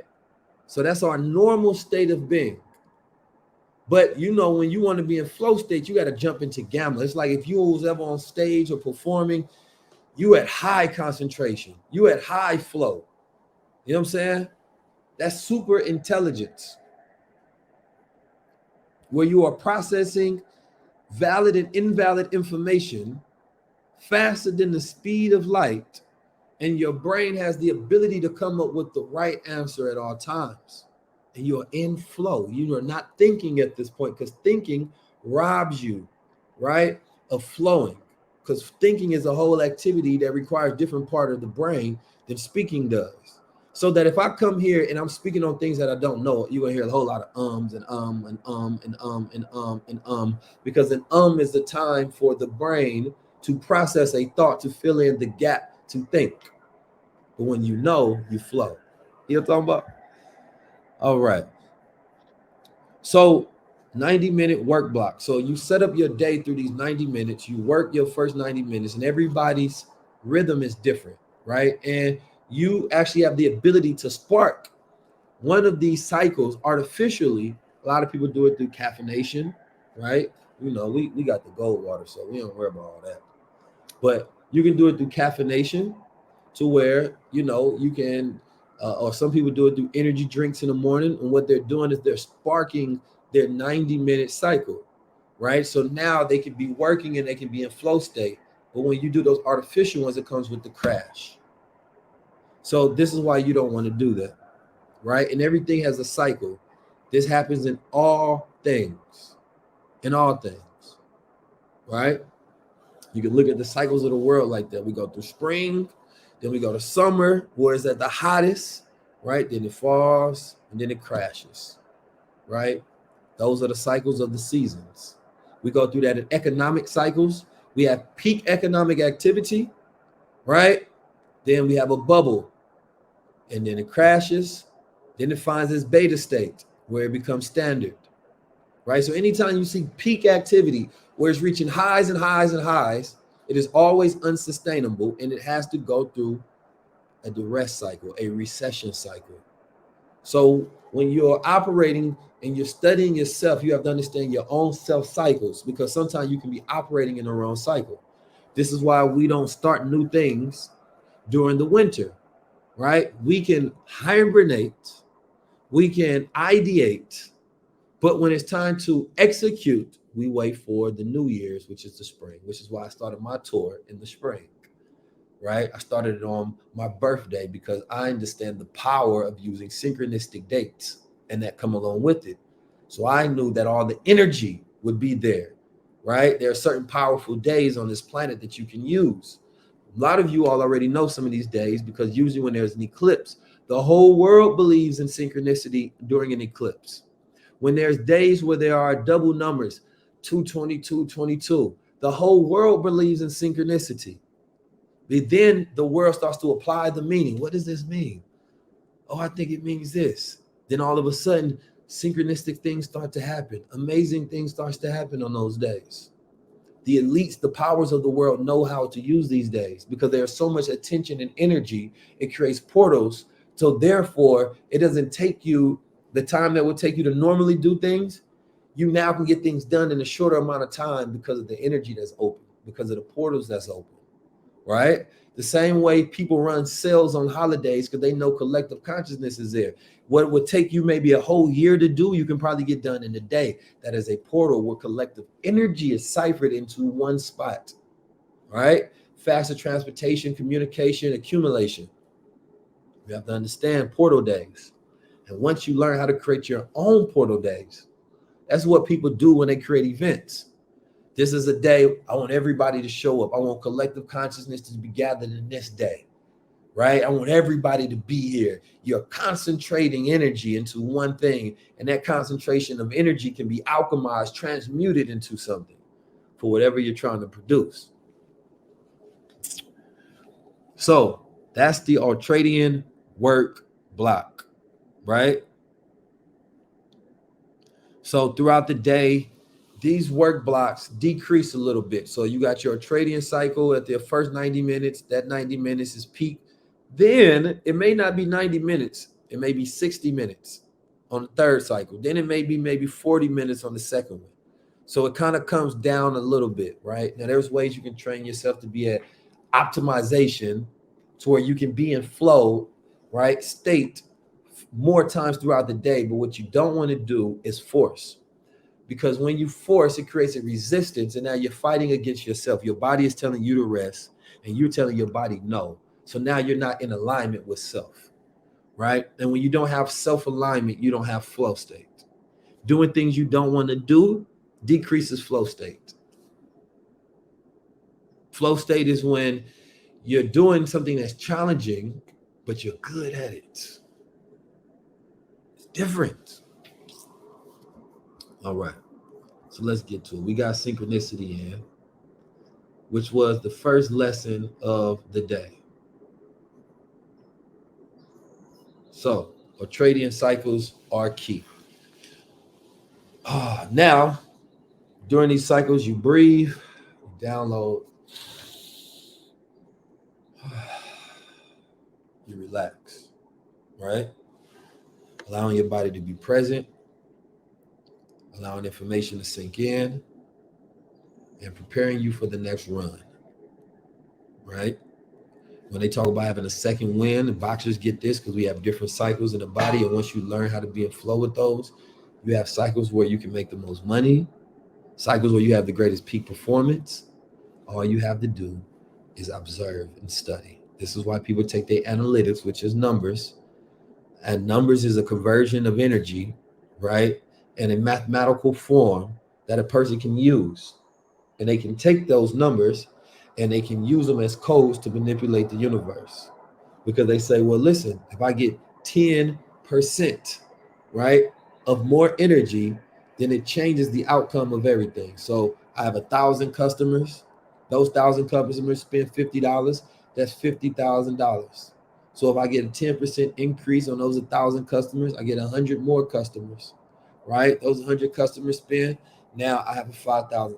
I have increase. So you start playing percentages. Wait a minute, how do I get 1,000 customers? Well, every time that I garner attention from this particular content, it creates a particular percentage point, and that percentage point is converted into a transaction. So content is attention, and content is a transaction for attention, and attention is consciousness, and consciousness is energy. But when consciousness is attention, when it is focused to a point, and that point can be used to cipher energy, because that's what people represent. People represent energy. And the way society measures our value of energy in a metric system is based on the amount of dollars that we have, because the dollar system was made off energy units, right? So they've learned how to create authority so that you exchange the most valuable things that are worth the most valuable to you in the world, which is time, right? Your mind, right? It used to be gold, and they get you to exchange it, right? For a promissory note of energy, to say that we have a collective belief that energy is stored in this note. And the more of these notes that you conjure and you carry, the greater value you have, right? So some people maintain poverty because managing too much energy is too much for them. It's too much. They can't handle it. They lose their mind if they have to manage too much energy. All right. So now we got synchronicity. We got ultradian cycles, right? And we went through the different frequencies. All right. We're going to move forward. I have a bunch of different. Oh, let me actually get back to my slideshow, and then I want to go through a lot. Y'all still with me? Y'all following me? How we feeling over there? I need y'all to press 1 in the chat if y'all are with me. Let me know y'all are alive. We got 197 comments. I want to see at least 1,900 by the time it is over. Okay, we stretching. Some people they saying. All right. Okay, I see us. We alive. So, family, I'm going to share this slideshow. I think you all can see it already. Hold on. Let's see. Now, I'm not going to go over these because this is not a financial Workshop. That's a different workshop, right? But I will allow you all to screenshot this, right? This is a list everybody should have. You want wealth? Get this, please. Now, what I will be talking about today is pure awareness. And the reason I want to talk about this, as we talk about the codes, a lot of people do not know that where they currently are. Let me see if I can do side by side so you can see both me in the presentation. I think you can.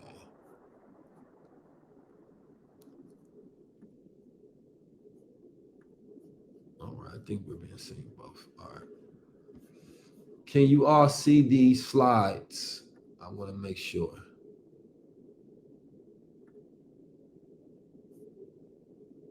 Okay, cool.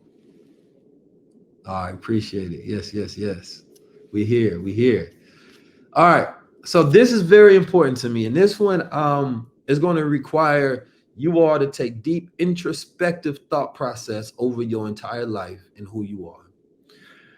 And this can be controversial to some, but we like controversy. So this is called Pure Eternus, right? Which is eternal boy, and Pure Eterna, meaning eternal girl.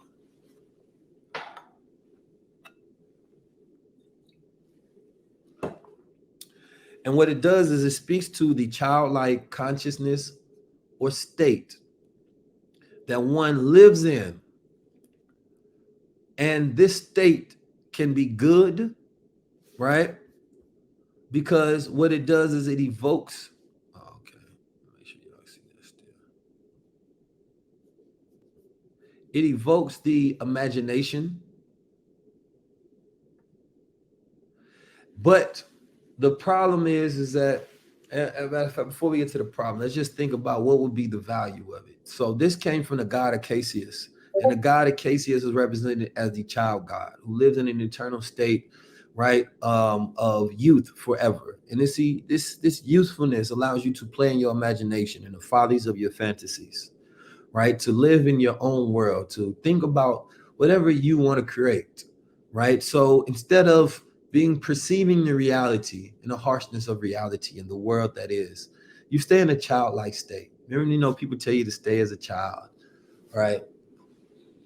And so this allows you to be in your creative mind, right? To be in your artistic endeavors, to follow the folly of your passions and pursue of endeavors, especially things that allow you to be more of soft matter, right?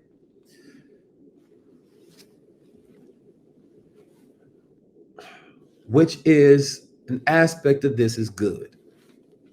And I'm going to go into the 1 and the 9 mind. And this is what we call the 9 mind for the boys. What happens is you can be robbed of your ability to be whole when you live in this state and you don't fully mature to your potential, right? I need you all to understand this deeply, because this is a subject that I am teaching as I tour as well. Today, and I want to frame this in a way where everybody can get it, and I need you to see these things in yourself, right? And I don't worry, I have some slides to where I can show you, and you can see yourself. But today we have, a man-boy society and a girl-woman society. A man is his mind, right? So when we say man, it is not actually a masculine, feminine term. It is a representation of the mind, right? And so when we talk about man's progress, we're talking about the collective mind of society and how far we have went, right? And so unfortunately, all minds do not develop to their highest level of potential. So we have a man-boy society, and a man-boy never wants to grow up. Some psychologists call this the Peter Pan effect, right? So we see this in this current generation and new generation where they do not want to be responsible and accountable for hard work. Everybody wants a soft life. So they call it the soft era. Now, the danger of it is the people that are most easily manipulated in the crowd mind is the woman and the child. And the reason is because you are in a more emotional stasis, right? So they found out these things. And so we can keep society at a childlike state. It would be easier to manipulate them because they would be more emotional. Think about all the times that you've been triggered, all the times you allow things on social media and people and all these things you become emotionally invested into, whether they're real or not. And there's a reason why there are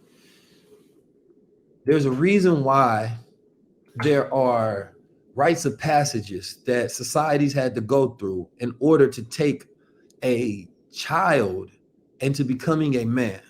It wasn't about how many bills he paid or things of that nature. No, it was about him coming into psychological wholeness or spiritual wholeness. So we're going to go over some of these things because this is a practical guide that if you can develop psychological wholeness, then you are ready for the world on the inside and the outside. And first, it requires self-awareness. Mastering the art of understanding your inner world, emotions, thoughts, and actions to unlock your potential. Now, what is your inner world? That's the shadow self. It's the thoughts that you have on a daily basis. Self-awareness allows your mind to focus on the areas that you need to fix or solve. It allows you to have strength. Without self-awareness, we don't know ourselves. We can't do anything without it. And a lot of people do not have the ability to control their inner world. Now, what happens to the pure Achilles is that they are afraid of the world. They take the blue pill, not the red pill. The red pill where we give you full consciousness of what's happening in the world. They say, nah, I don't want to know all that. I'd rather stay here where it's safe. Instead, they take the blue pill. And a lot of times this happens by inducing the world into an artificial womb where you feel protected. So society has been overmothered and underfathered. And when you have fathers who have been underfathered, even when he fathers, he is not administering the masculine, he is administering the feminine in his perspective. So he is not giving that child the balance and the energy that they need from a masculine, feminine perspective of how to deal with the world, how to feel and how to think. So without self-awareness, then you can't move forward in the world. So Native American culture, they take a child out to the woods. That child goes out there and they have to fend for themselves for 3 days. And what it does is it breaks the child from the dependency of the house, the protection of the mother and the father, from the bosom of the mother. And now that child has the ability to hunt for itself. He has to conquer his fears. He has to create all the things that his parents has been creating. And now he gets to break those chains from the last however 15 to 18 years. And now he gets to develop psychological wholeness from a point of awareness of self, and that self being able to deal with the world because now he has belief in self.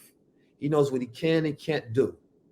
So they would send him out to hunt, to fend for himself, to live amongst nature so that he can understand the harshness of the world and understand his or her own capability. Now in nature, this is done naturally.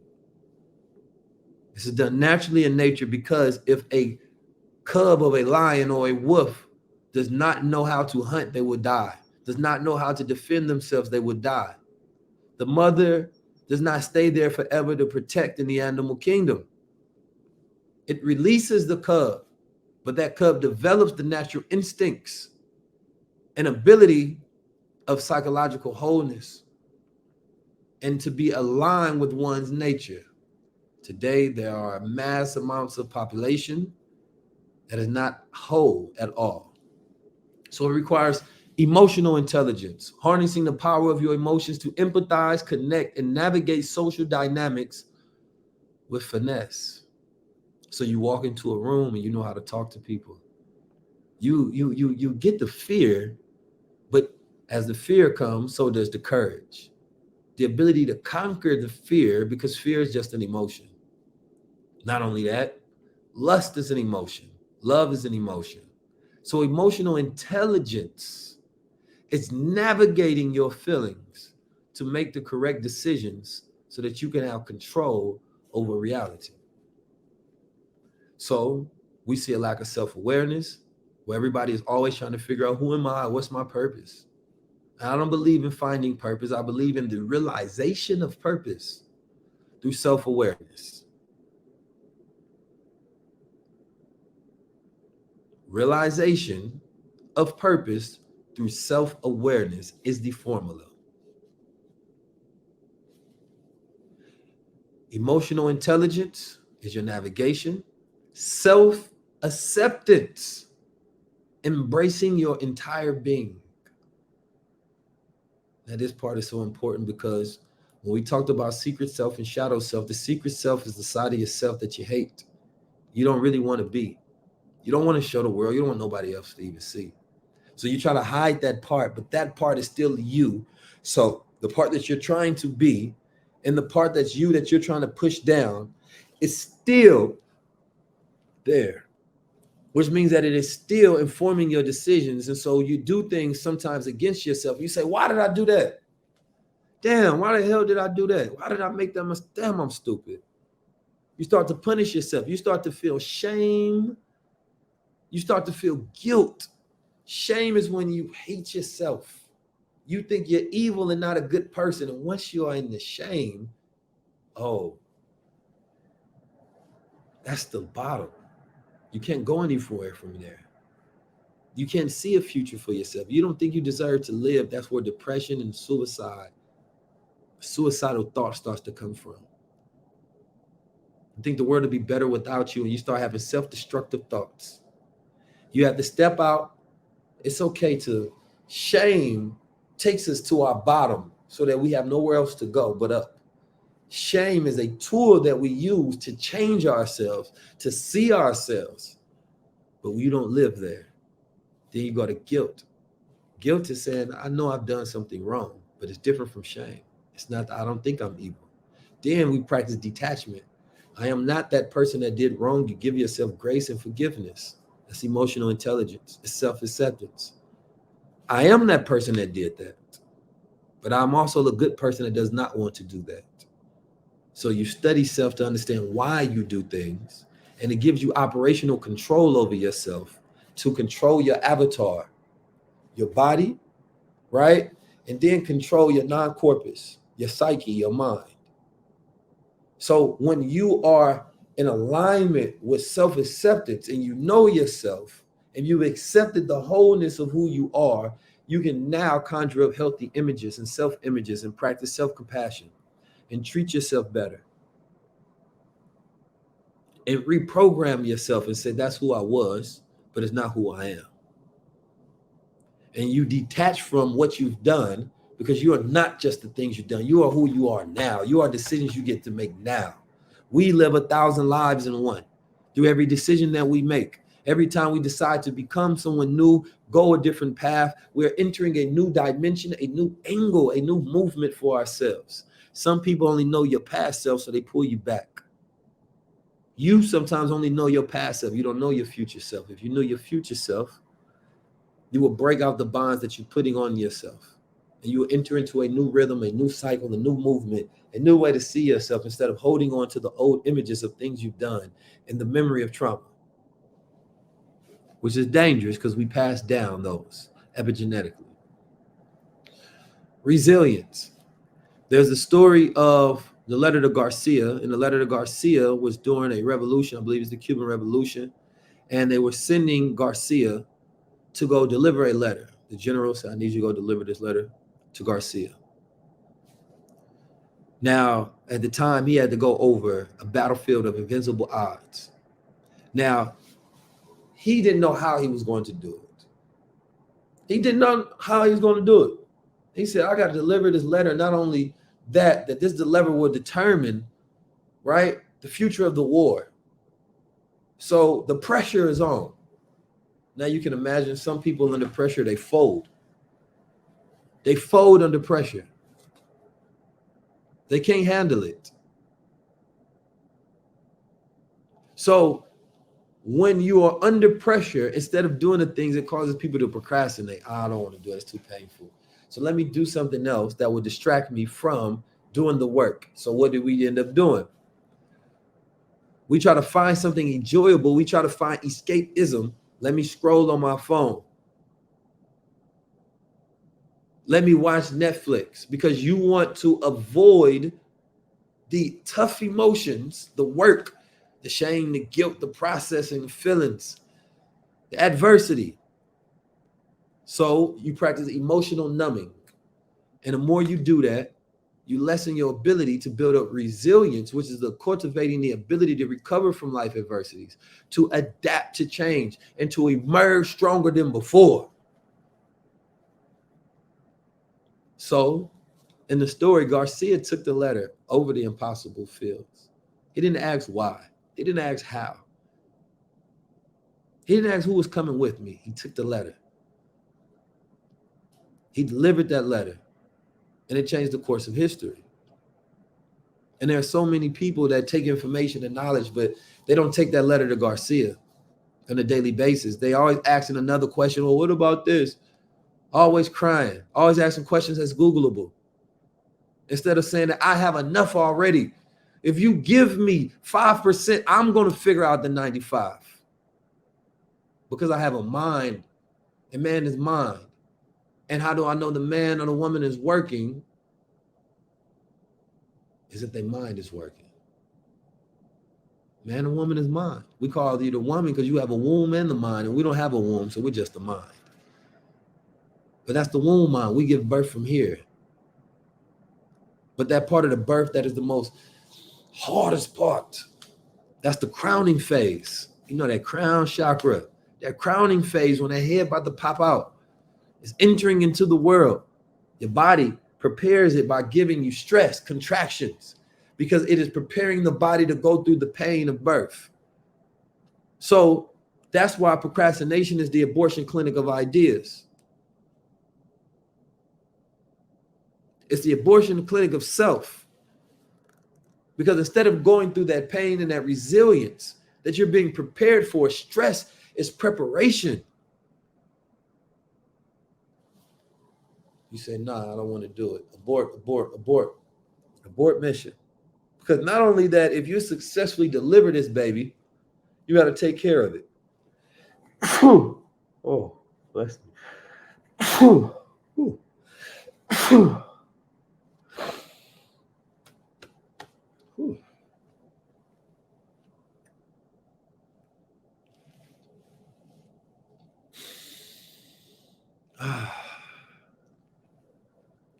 So resilience is key, but this generation and a lot of people lack resilience. So the ability of adaptability and taking ownership, extreme ownership over everything, it actually centers you as the power. And then now it allows you to think of, all right, instead of thinking how hard things are and over imagining failures, you start thinking, how can things go right? How can things go right?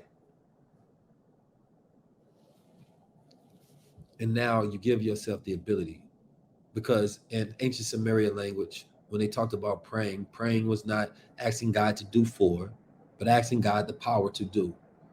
Asking God to say, what can I do for you? And ask, instead of today's time, people are always asking, God, what can you do for me? Do this for me. No, people ask, I want to work for you. And in the employment of God, He gives you the greatest jobs, but only to his greatest soldiers. And it requires resilience. It requires grit. Personal growth. Continuously seeking knowledge, self-improvement, and experiences that expand your horizon and elevate your existence.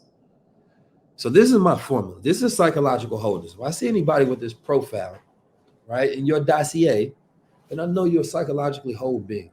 You are ready for the world. Continuously seek knowledge, self-improvement, experiences that expand your horizon and elevate your existence, right? So my E's are education, so that you can learn, so you have options of what to do. Experience teaches you what to do with that knowledge. Environment allows you to be into flow, right, with that which you are in your nature, because nature is stronger than environment. So environment influences us. Environment is always influencing us. Execution, right? Because there's a lot of knowledgeable people who don't put that knowledge to task. So you have to execute,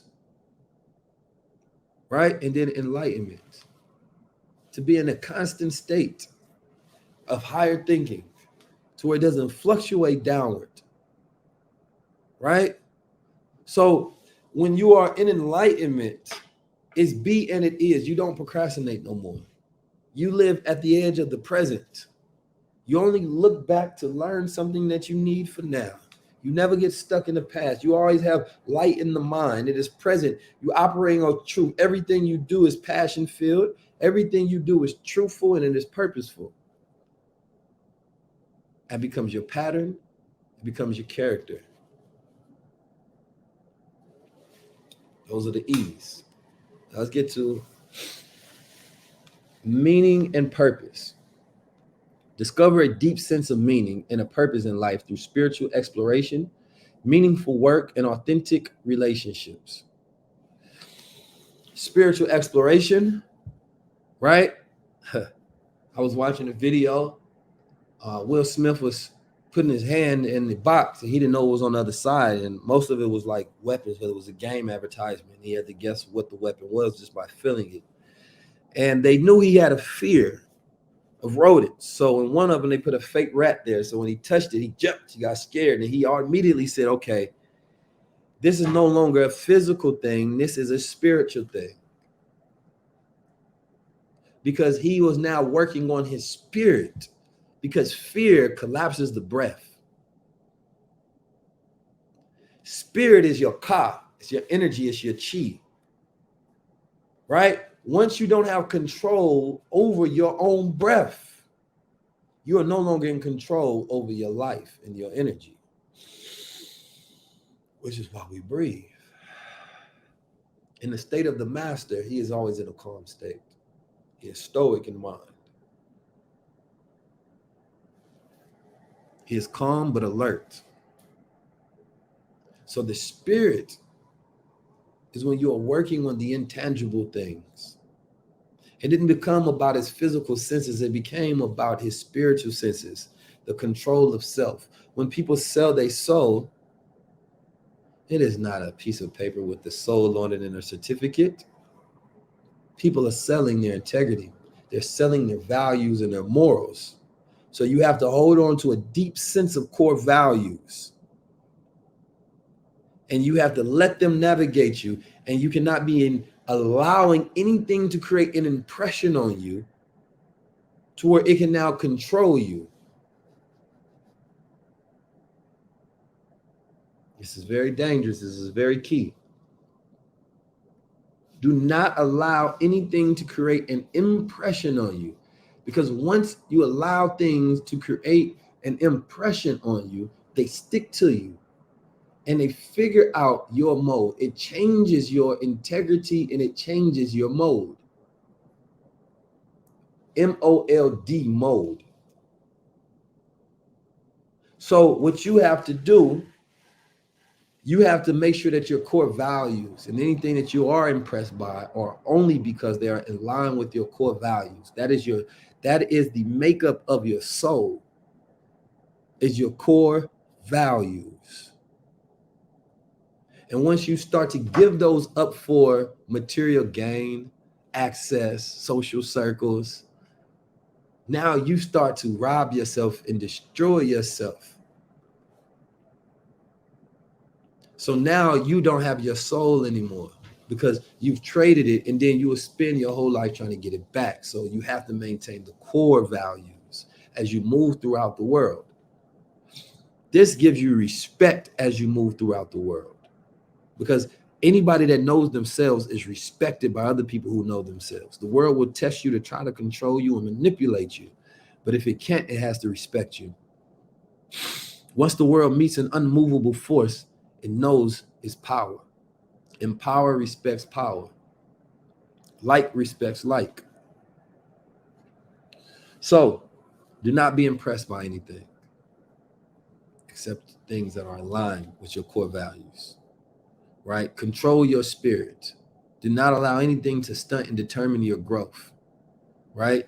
Your spirit is your energy. If you choke a man, you cut off his access to spirit. He can't breathe, and the flame inside of him gets extinguished. The same way when fire does not have oxygen. So your soul is like that flame, and your spirit is the oxygen that keeps it alive. It's your life force. So when you're doing things like meditation, you're doing things for your spirit that invigorate the way you feel, that gives you a reason to breathe again, right?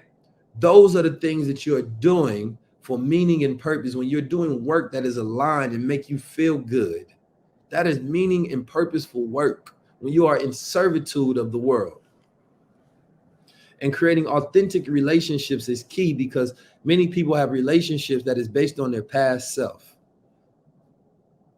So what I mean by that? So we're going to divert and go to, let's see if I can pull up my chart.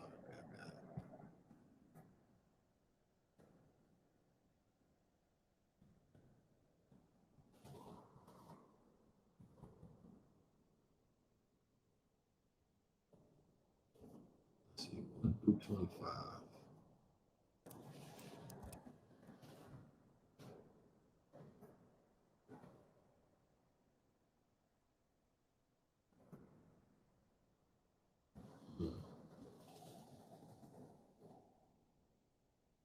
All right, here we go.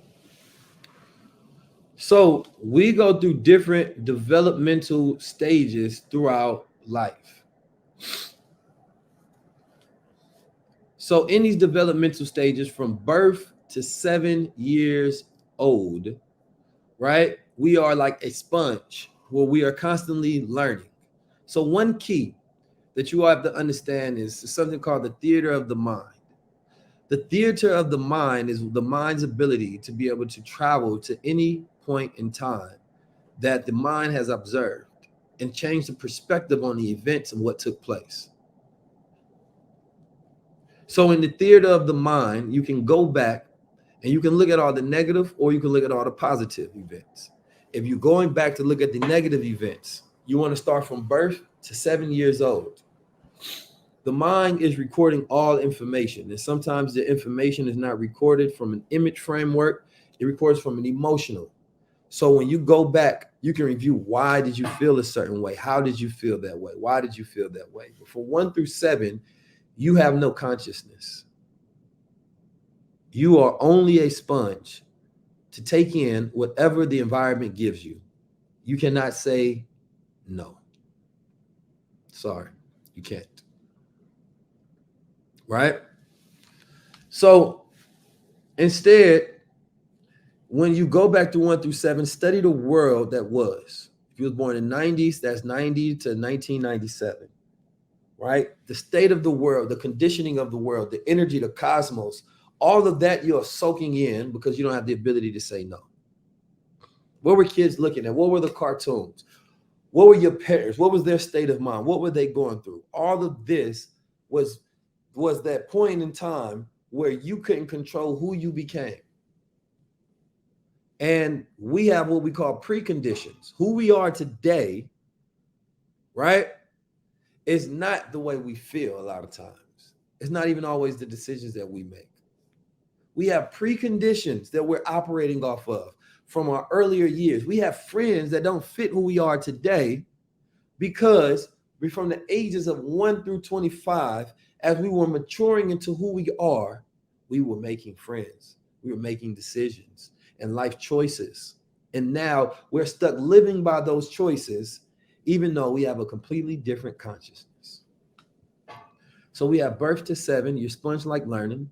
7 to 13, when you start to develop conscious differentiation of the truth, right? So now you're getting a perspective and you start to have the ability to choose which truth that you want to follow, right?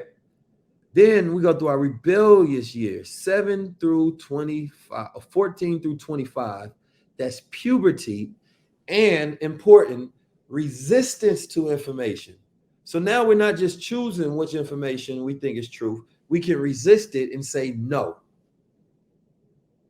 right? So this is why we go through different cycles through our life. So the idea that you're supposed to have anything figured out at 21 is laughable. The idea that you're an adult at 21 is laughable. It's not until you are 25 that the brain fully even matures. So you get to take a look back at all the friends and the things that you built up, your ideas and your dreams before the age of 25, and decide if you want to keep them or not. Look and review your life from the cycles from 1 through 7, 7 to 13, 14 through 25. Go in the theater of your mind, right? And redecide who you are. Because it shapes your worldview. And your worldview is informing you about your reality. And so we need to change things about the way we view the world and see the world. So this is why we can drop a lot of friends that we met before when we was 25, because that's not who you are anymore. We have 1,000 different selves. And we're constantly becoming new people. Who I am today, I am such a completely different consciousness than who I was at 19 years old, who I was at 14 years old, who I was through 1 through 7. I am a completely different being.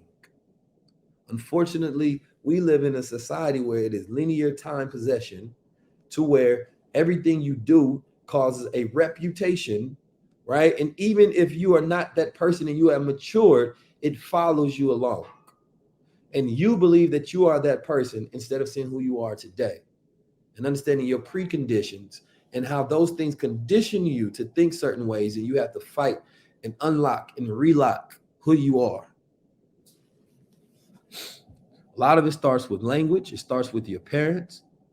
This is why people go through therapy, but therapy is not always needed, especially if you know how to go in the theater of your mind for yourself. And what this theater is for me is I go through all of the most impactful events of my life.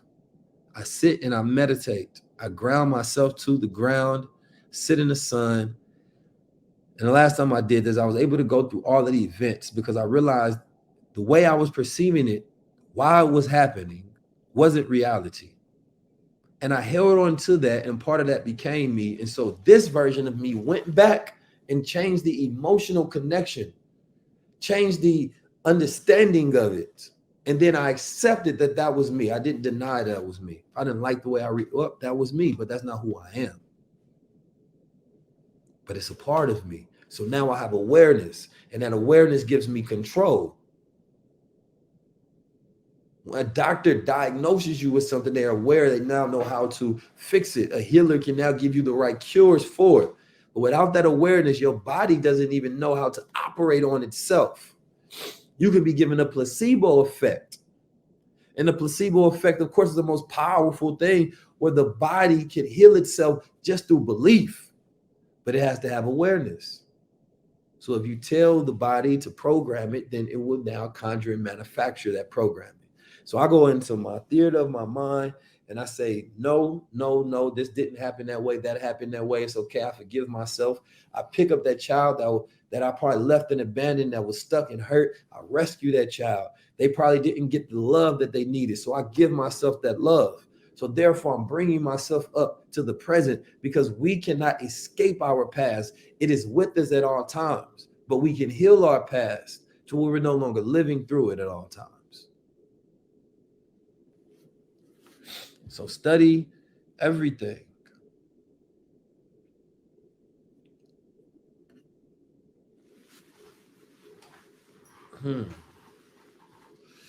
Let's see. Let me get back into my presentation. I had the side note. All right. So balance. Strive for harmony in all aspects of life, work, relationship, leisure, self-care to maintain a solid foundation of well-being. Now, balance is key, but it's the starting point. Wealth is not balance. So if you want balance, right, that's not gamma state. That's delta. That's where you normally are. So some people are just trying to get to this point where they can operate their normal daily mind because of all of the anxiety issues and problems of the world.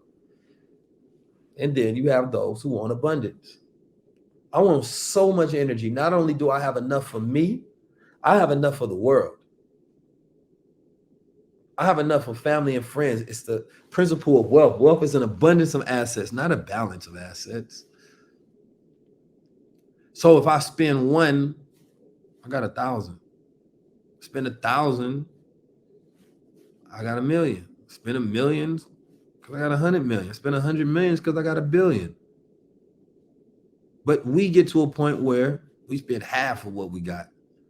Then because we don't have emotional control, we spend more than that.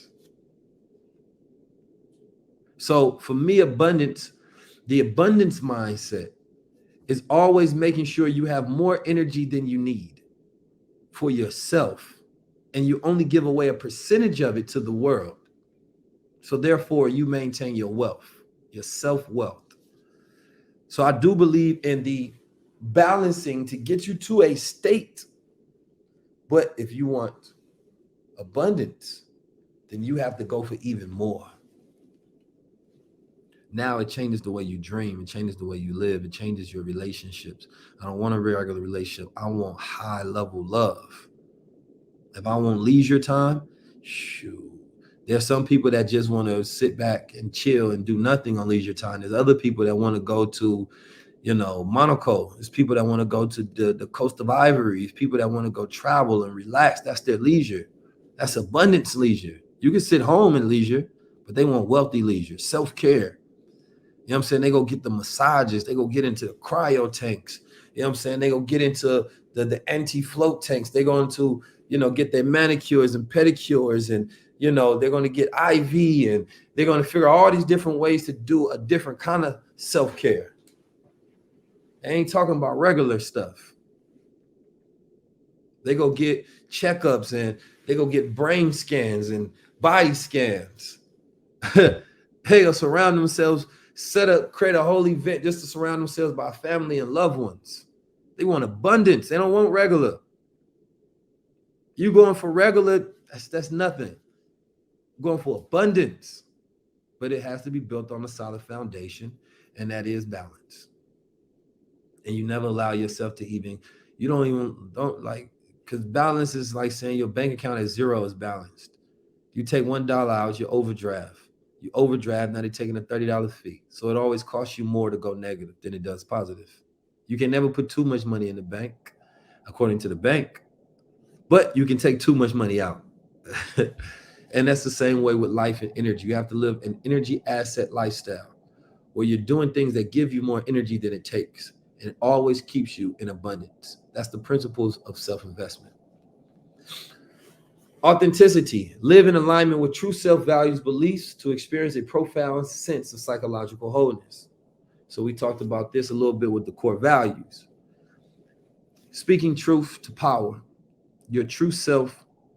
And I'm not talking about the true self that society sells you, because I think that there's a dangerous thing today where society is always selling this idea, your true self, but it's really the program self that they're selling you, and they're telling you to accept the program. Don't question it, because how do you know if this is your true self? I don't believe it. A lot of times what they're selling you is the program, and they're telling you just to accept that and don't question it. Then they tell other people as a defense mechanism, don't shame them. So if you don't shame them, they can never change, because they can never feel the guilt and the harsh emotions that requires one to feel the pain to change. So you have to know your true self first by going through self-awareness and seeing who you are, where you come from, why you are, what are your personality types, your design types, your intelligence types, the way you think, the way you feel, the way you operate. You have to have divine self-awareness to even know your true authenticity. Not because you want to be a part of something, or it's cognitive bias, or you live in silos where people are always confirming, right, what you think about yourself. No, you have to seek adversity to find authenticity. You have to taste test to make sure that this is who you really are, so that it really aligns with you. I test all my beliefs to make sure that they're real. I always study the opposing side. Therefore, I know that this is what I really am. This is who I truly believe, because my true religion is truth. So psychological wholeness, when you do get that authenticity, you are aligned with self 100%. There's no disagreement. There's just flow and love and energy. And now you can operate with this world knowing who you are, and nobody can tell you nothing. You bonded with your words. So you can't say anything without it being mathematical, because truth is mathematical. Science is not always mathematical, because there's often theories that's false. But mathematics is different. Mathematics is divine truth. You can take mathematics and build. Because in mathematics, there's ontological mathematics, there's mathematics that's, not just in space and time, but that's mathematics that you can use to build rhythms off of, algorithms, computations, buildings, engineering. So those are true mathematical codes of the universe. It's knowledge that you can be given that you can use to operationalize your reality. So let's go to healthy relationships and spiritual well-being.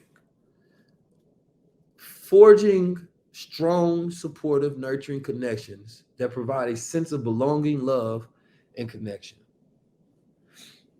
Now, this is important because a lot of us don't have healthy relationships.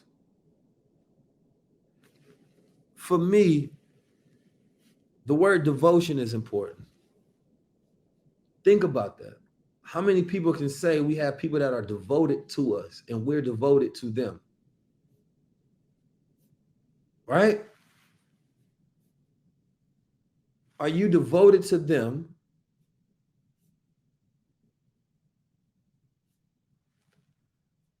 Because in love and in relationships, if you don't have devotion, you ain't got nothing. And I've learned that myself, because I had to stop seeing things from my perspective, and I had to see things from the perspective of my loved ones. And I said, wait a minute, do I have true devotion to them first? Right? Do I have true devotion? Do you have devotion towards yourself and your own feelings and your own mind? What is it that you have the highest level of devotion towards? So devotion is a strong, almost religious feeling, a religious exercise of practice other than regular worship of congregation. The act of devoting, or the quality of being devoted, it's a strong love, affection, and dedication.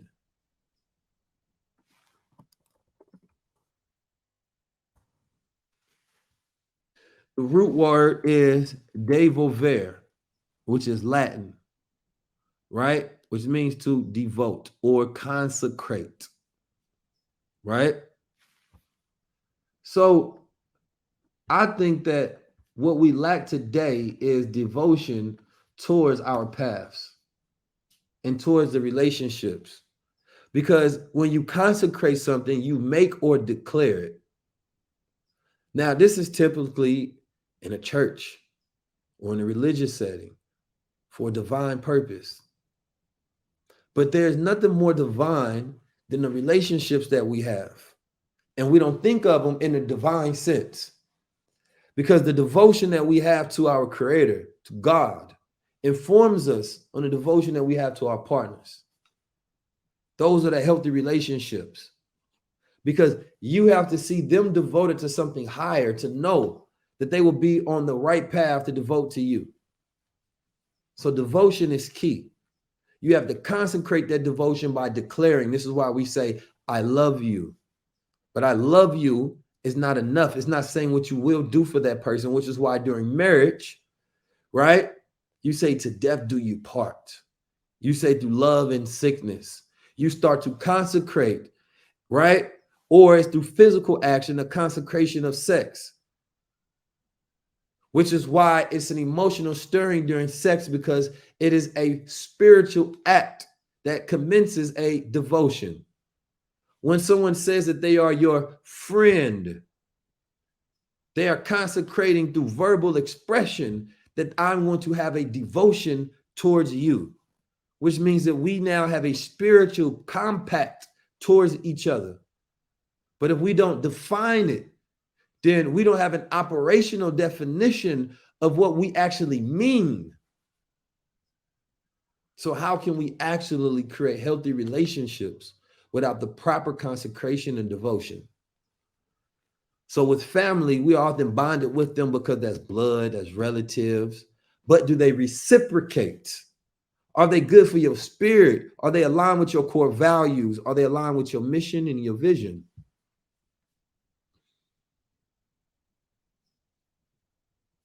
That's the thought.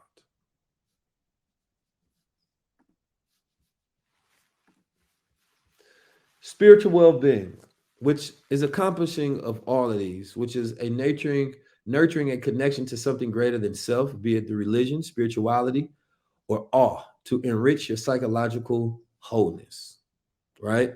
What are you doing for your own spiritual well-being? What is keeping you whole? That's the question, right? What is that thing that allows you to stay in this constant state of high-level thinking? Most people don't have that, right? If you ask them what are they doing for their spiritual well-being, they take a day off of work. That's not what I mean. You have to do grounding. You have to do sun work, moon work, self work. That sun work is waking up with the sun, going to sleep with the sun, right? The rituals of the sun is to be in flow and rhythm and connection with the sun, right? Spiritual work is also healthy work. So it's just drinking the proper amount of water so that your biological systems can work. Spiritual work is forgiving yourself. Is waking up and thinking about 3 things that you're grateful for to set a rhythm of more gratitude, to enhance and magnify and amplify things to be grateful for. Spiritual work is being in nature, grounding, allowing your body to be in tune with the earth. Spiritual work is working out even. Spiritual work is learning. But more important, it is forgiving as well. Because we don't go through, as you go through the theater of your mind, through the ages when you were young and you want to travel into different dimensions, you have to learn to forgive your past self. Otherwise, you carry on guilt. Forgive them for what they didn't know, the naivety of who they were, and be present and take over this avatar today and be present in this consciousness today and say, this is who I am. Because every decision we make splits us into a different path. We are not who we were yesterday. We are who we are today. That's something that you should say. I am not who I am yesterday. I am who I am today. As I meditate, I am more than my body. I am my mind. I'm not only my mind, I am my spirit. I'm not only my spirit, I am my soul. I am not broken, I am whole. I am more than my body, I am my mind. I am more than my mind, I am my soul. I'm not just my soul, I am my spirit. I'm no longer broken, I am whole. You have to program the different dimensions and layers of yourself, because we are all multidimensional just by the mere fact that we are atomic beings. They study the atomic beings and they break it down into quote quarks and all of these bogons and parts, and If you are made of atoms, that is a dimension of self that can't be seen by the naked eye. But that's still you. It makes up who you are. And this dimension of self outside the epidermis or the layer of skin, outside the internal darkness where the brain is in, and the eyes bulge out, which are a part of the brain, and we see the world, but we're not seeing an outer reflection of the world. We're seeing our interpretation of the world coming into us through light, through sounds, and we interpret that inside our mind. And so our spiritual well-being is how we take care of the inner side of us. Because a lot of people go get manicures, pedicures, but they don't get a mental manicure.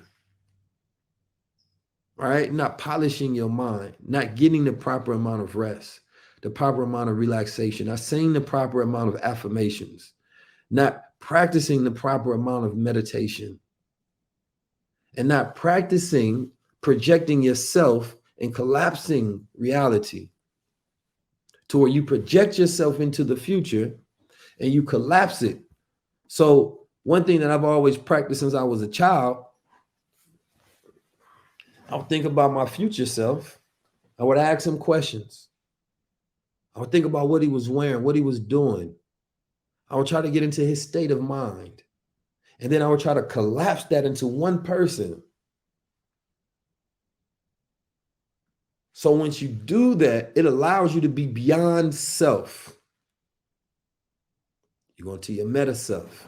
You are beyond self. I am not who I am right now. I am more. And when you always think in the infinite abundance of I am more, then you leave room for growth. You're creating space. I'm taking the person that I am and I'm collapsing it into a black hole, creating more space for more growth and opportunity. Preparation is key. The only interesting thinkers are those who work to overthrow the current system. That's just one of my favorite quotes. So as we talked about Queers, Eternus, the eternal boy, we talked about psychological wholeness, right? The eternal boy and girl has the hidden unused potential, right? And that hidden unused potential is the part where they imagine, but they never execute. And they feel like just knowing is enough. And so we have a society that is stuck in the knowing. They're stuck with being informed about potential instead of executing potential to bringing it into reality. So you need your formulas, because in order to bring that out, it requires grit, right? And grit equals passion plus perseverance, right? That passion is that conjuring of energy. That perseverance, right, is going through it even when you don't want to. You persevere. That resilience keeps you going through it. That is the hardness that you have to be able to handle things. And the focus is the laser to stay on target of that which you are fixated on. So target fixation is a key to where you cut out everything else and you focus on that one thing. What is the target fixation that you have? What are you fixated on? There are people who are obsessed about things. They don't just want to do, they are obsessed about things. When you are obsessed with something, you have a target fixation. All of your energy and being goes into it. Now you focusing all things to a point, a finite point. That point allows you to concentrate. Well, concentration is just focus for a prolonged period of time. So a lot of us have so much split focus that we don't allow our psyche and our consciousness to focus on things for a long enough period of time to bring that into reality. So target fixation, grit is key. You don't have grit, you don't have that passion, that perseverance, that resilience, and that focus, you're not going to make it. Grit is required for human beings. Do not take the blue pill. Do not remain too long in adolescence. You have to grow up. It's not saying that you don't maintain a childlike state, but that is a part of you. It is not the whole you, right? When you are stuck in the adolescence and the frivolous things, I don't want to do the work. It is because you are responding to the trauma of the pain that you think is associated to the work. But if you would realize that it is very much possible for you to get it done, you can see yourself doing it, you can see yourself executing, you're not stuck in an artificial womb waiting to be mothered, waiting to be coddled, then that's when you break the limits. And when you break this artificial womb that you're stuck in, now you're outside and you're in the woods and you're fending for yourself. And you're not afraid of what the world is talking about. You're not afraid of what the world is. Because look, people don't want to have children no more. People don't want to do things because they're afraid of the world. They're allowing the world to control them, even though we have now positioned ourselves into the greatest time to thrive on the planet Earth. But if you let the news tell you, and they're informing you, then they're destroying you. Because they're informing your lower side, not your higher, logical, reasoning side. Do not remain in adolescence too long. I don't think I need to go over that. These are just some of the things that to recognize within yourself and your environment, the lack of will and drive for power. And I say for power as well. It's not to become power hungry, but self-power, empowerment. You can't be afraid of the word power. Those who run the world have power. Power is energy. Energy is work. So you have a drive for work. The accumulation of power used to, it was the, industrial complexes that we went through. The man who could control the most horses, he had the most power because he could control the most power. He can control the most horsepower to where he can control communication. So he can get things at long distances, right? He had the ability to drive forces. Then it became human power. That was his stock. They put human beings in the field. Then they put them in factory so that they can have human power and drive that power, right? And so we went from physical labor being the most powerful to mental labor, the thoughts and the ideas, to now we are in the creative labor era, where your creativity of how to use things is what's necessary. And when the average person don't walk around and know they power, it can be used against them. You're taught to be nice to people. You're taught to be nice when you have power. Nice, when you break it down, means to be stupid or to play dumb. No, be powerful, be confident. Know your power, know your edge in life. Everybody doesn't have the same edge, but when you have it and you don't take advantage of your edge, you're disrespectful to what makes you different. Do not live in the fantasies of one imagination, dependent on others, dependent on parents. You have to manifest a better self-image of self.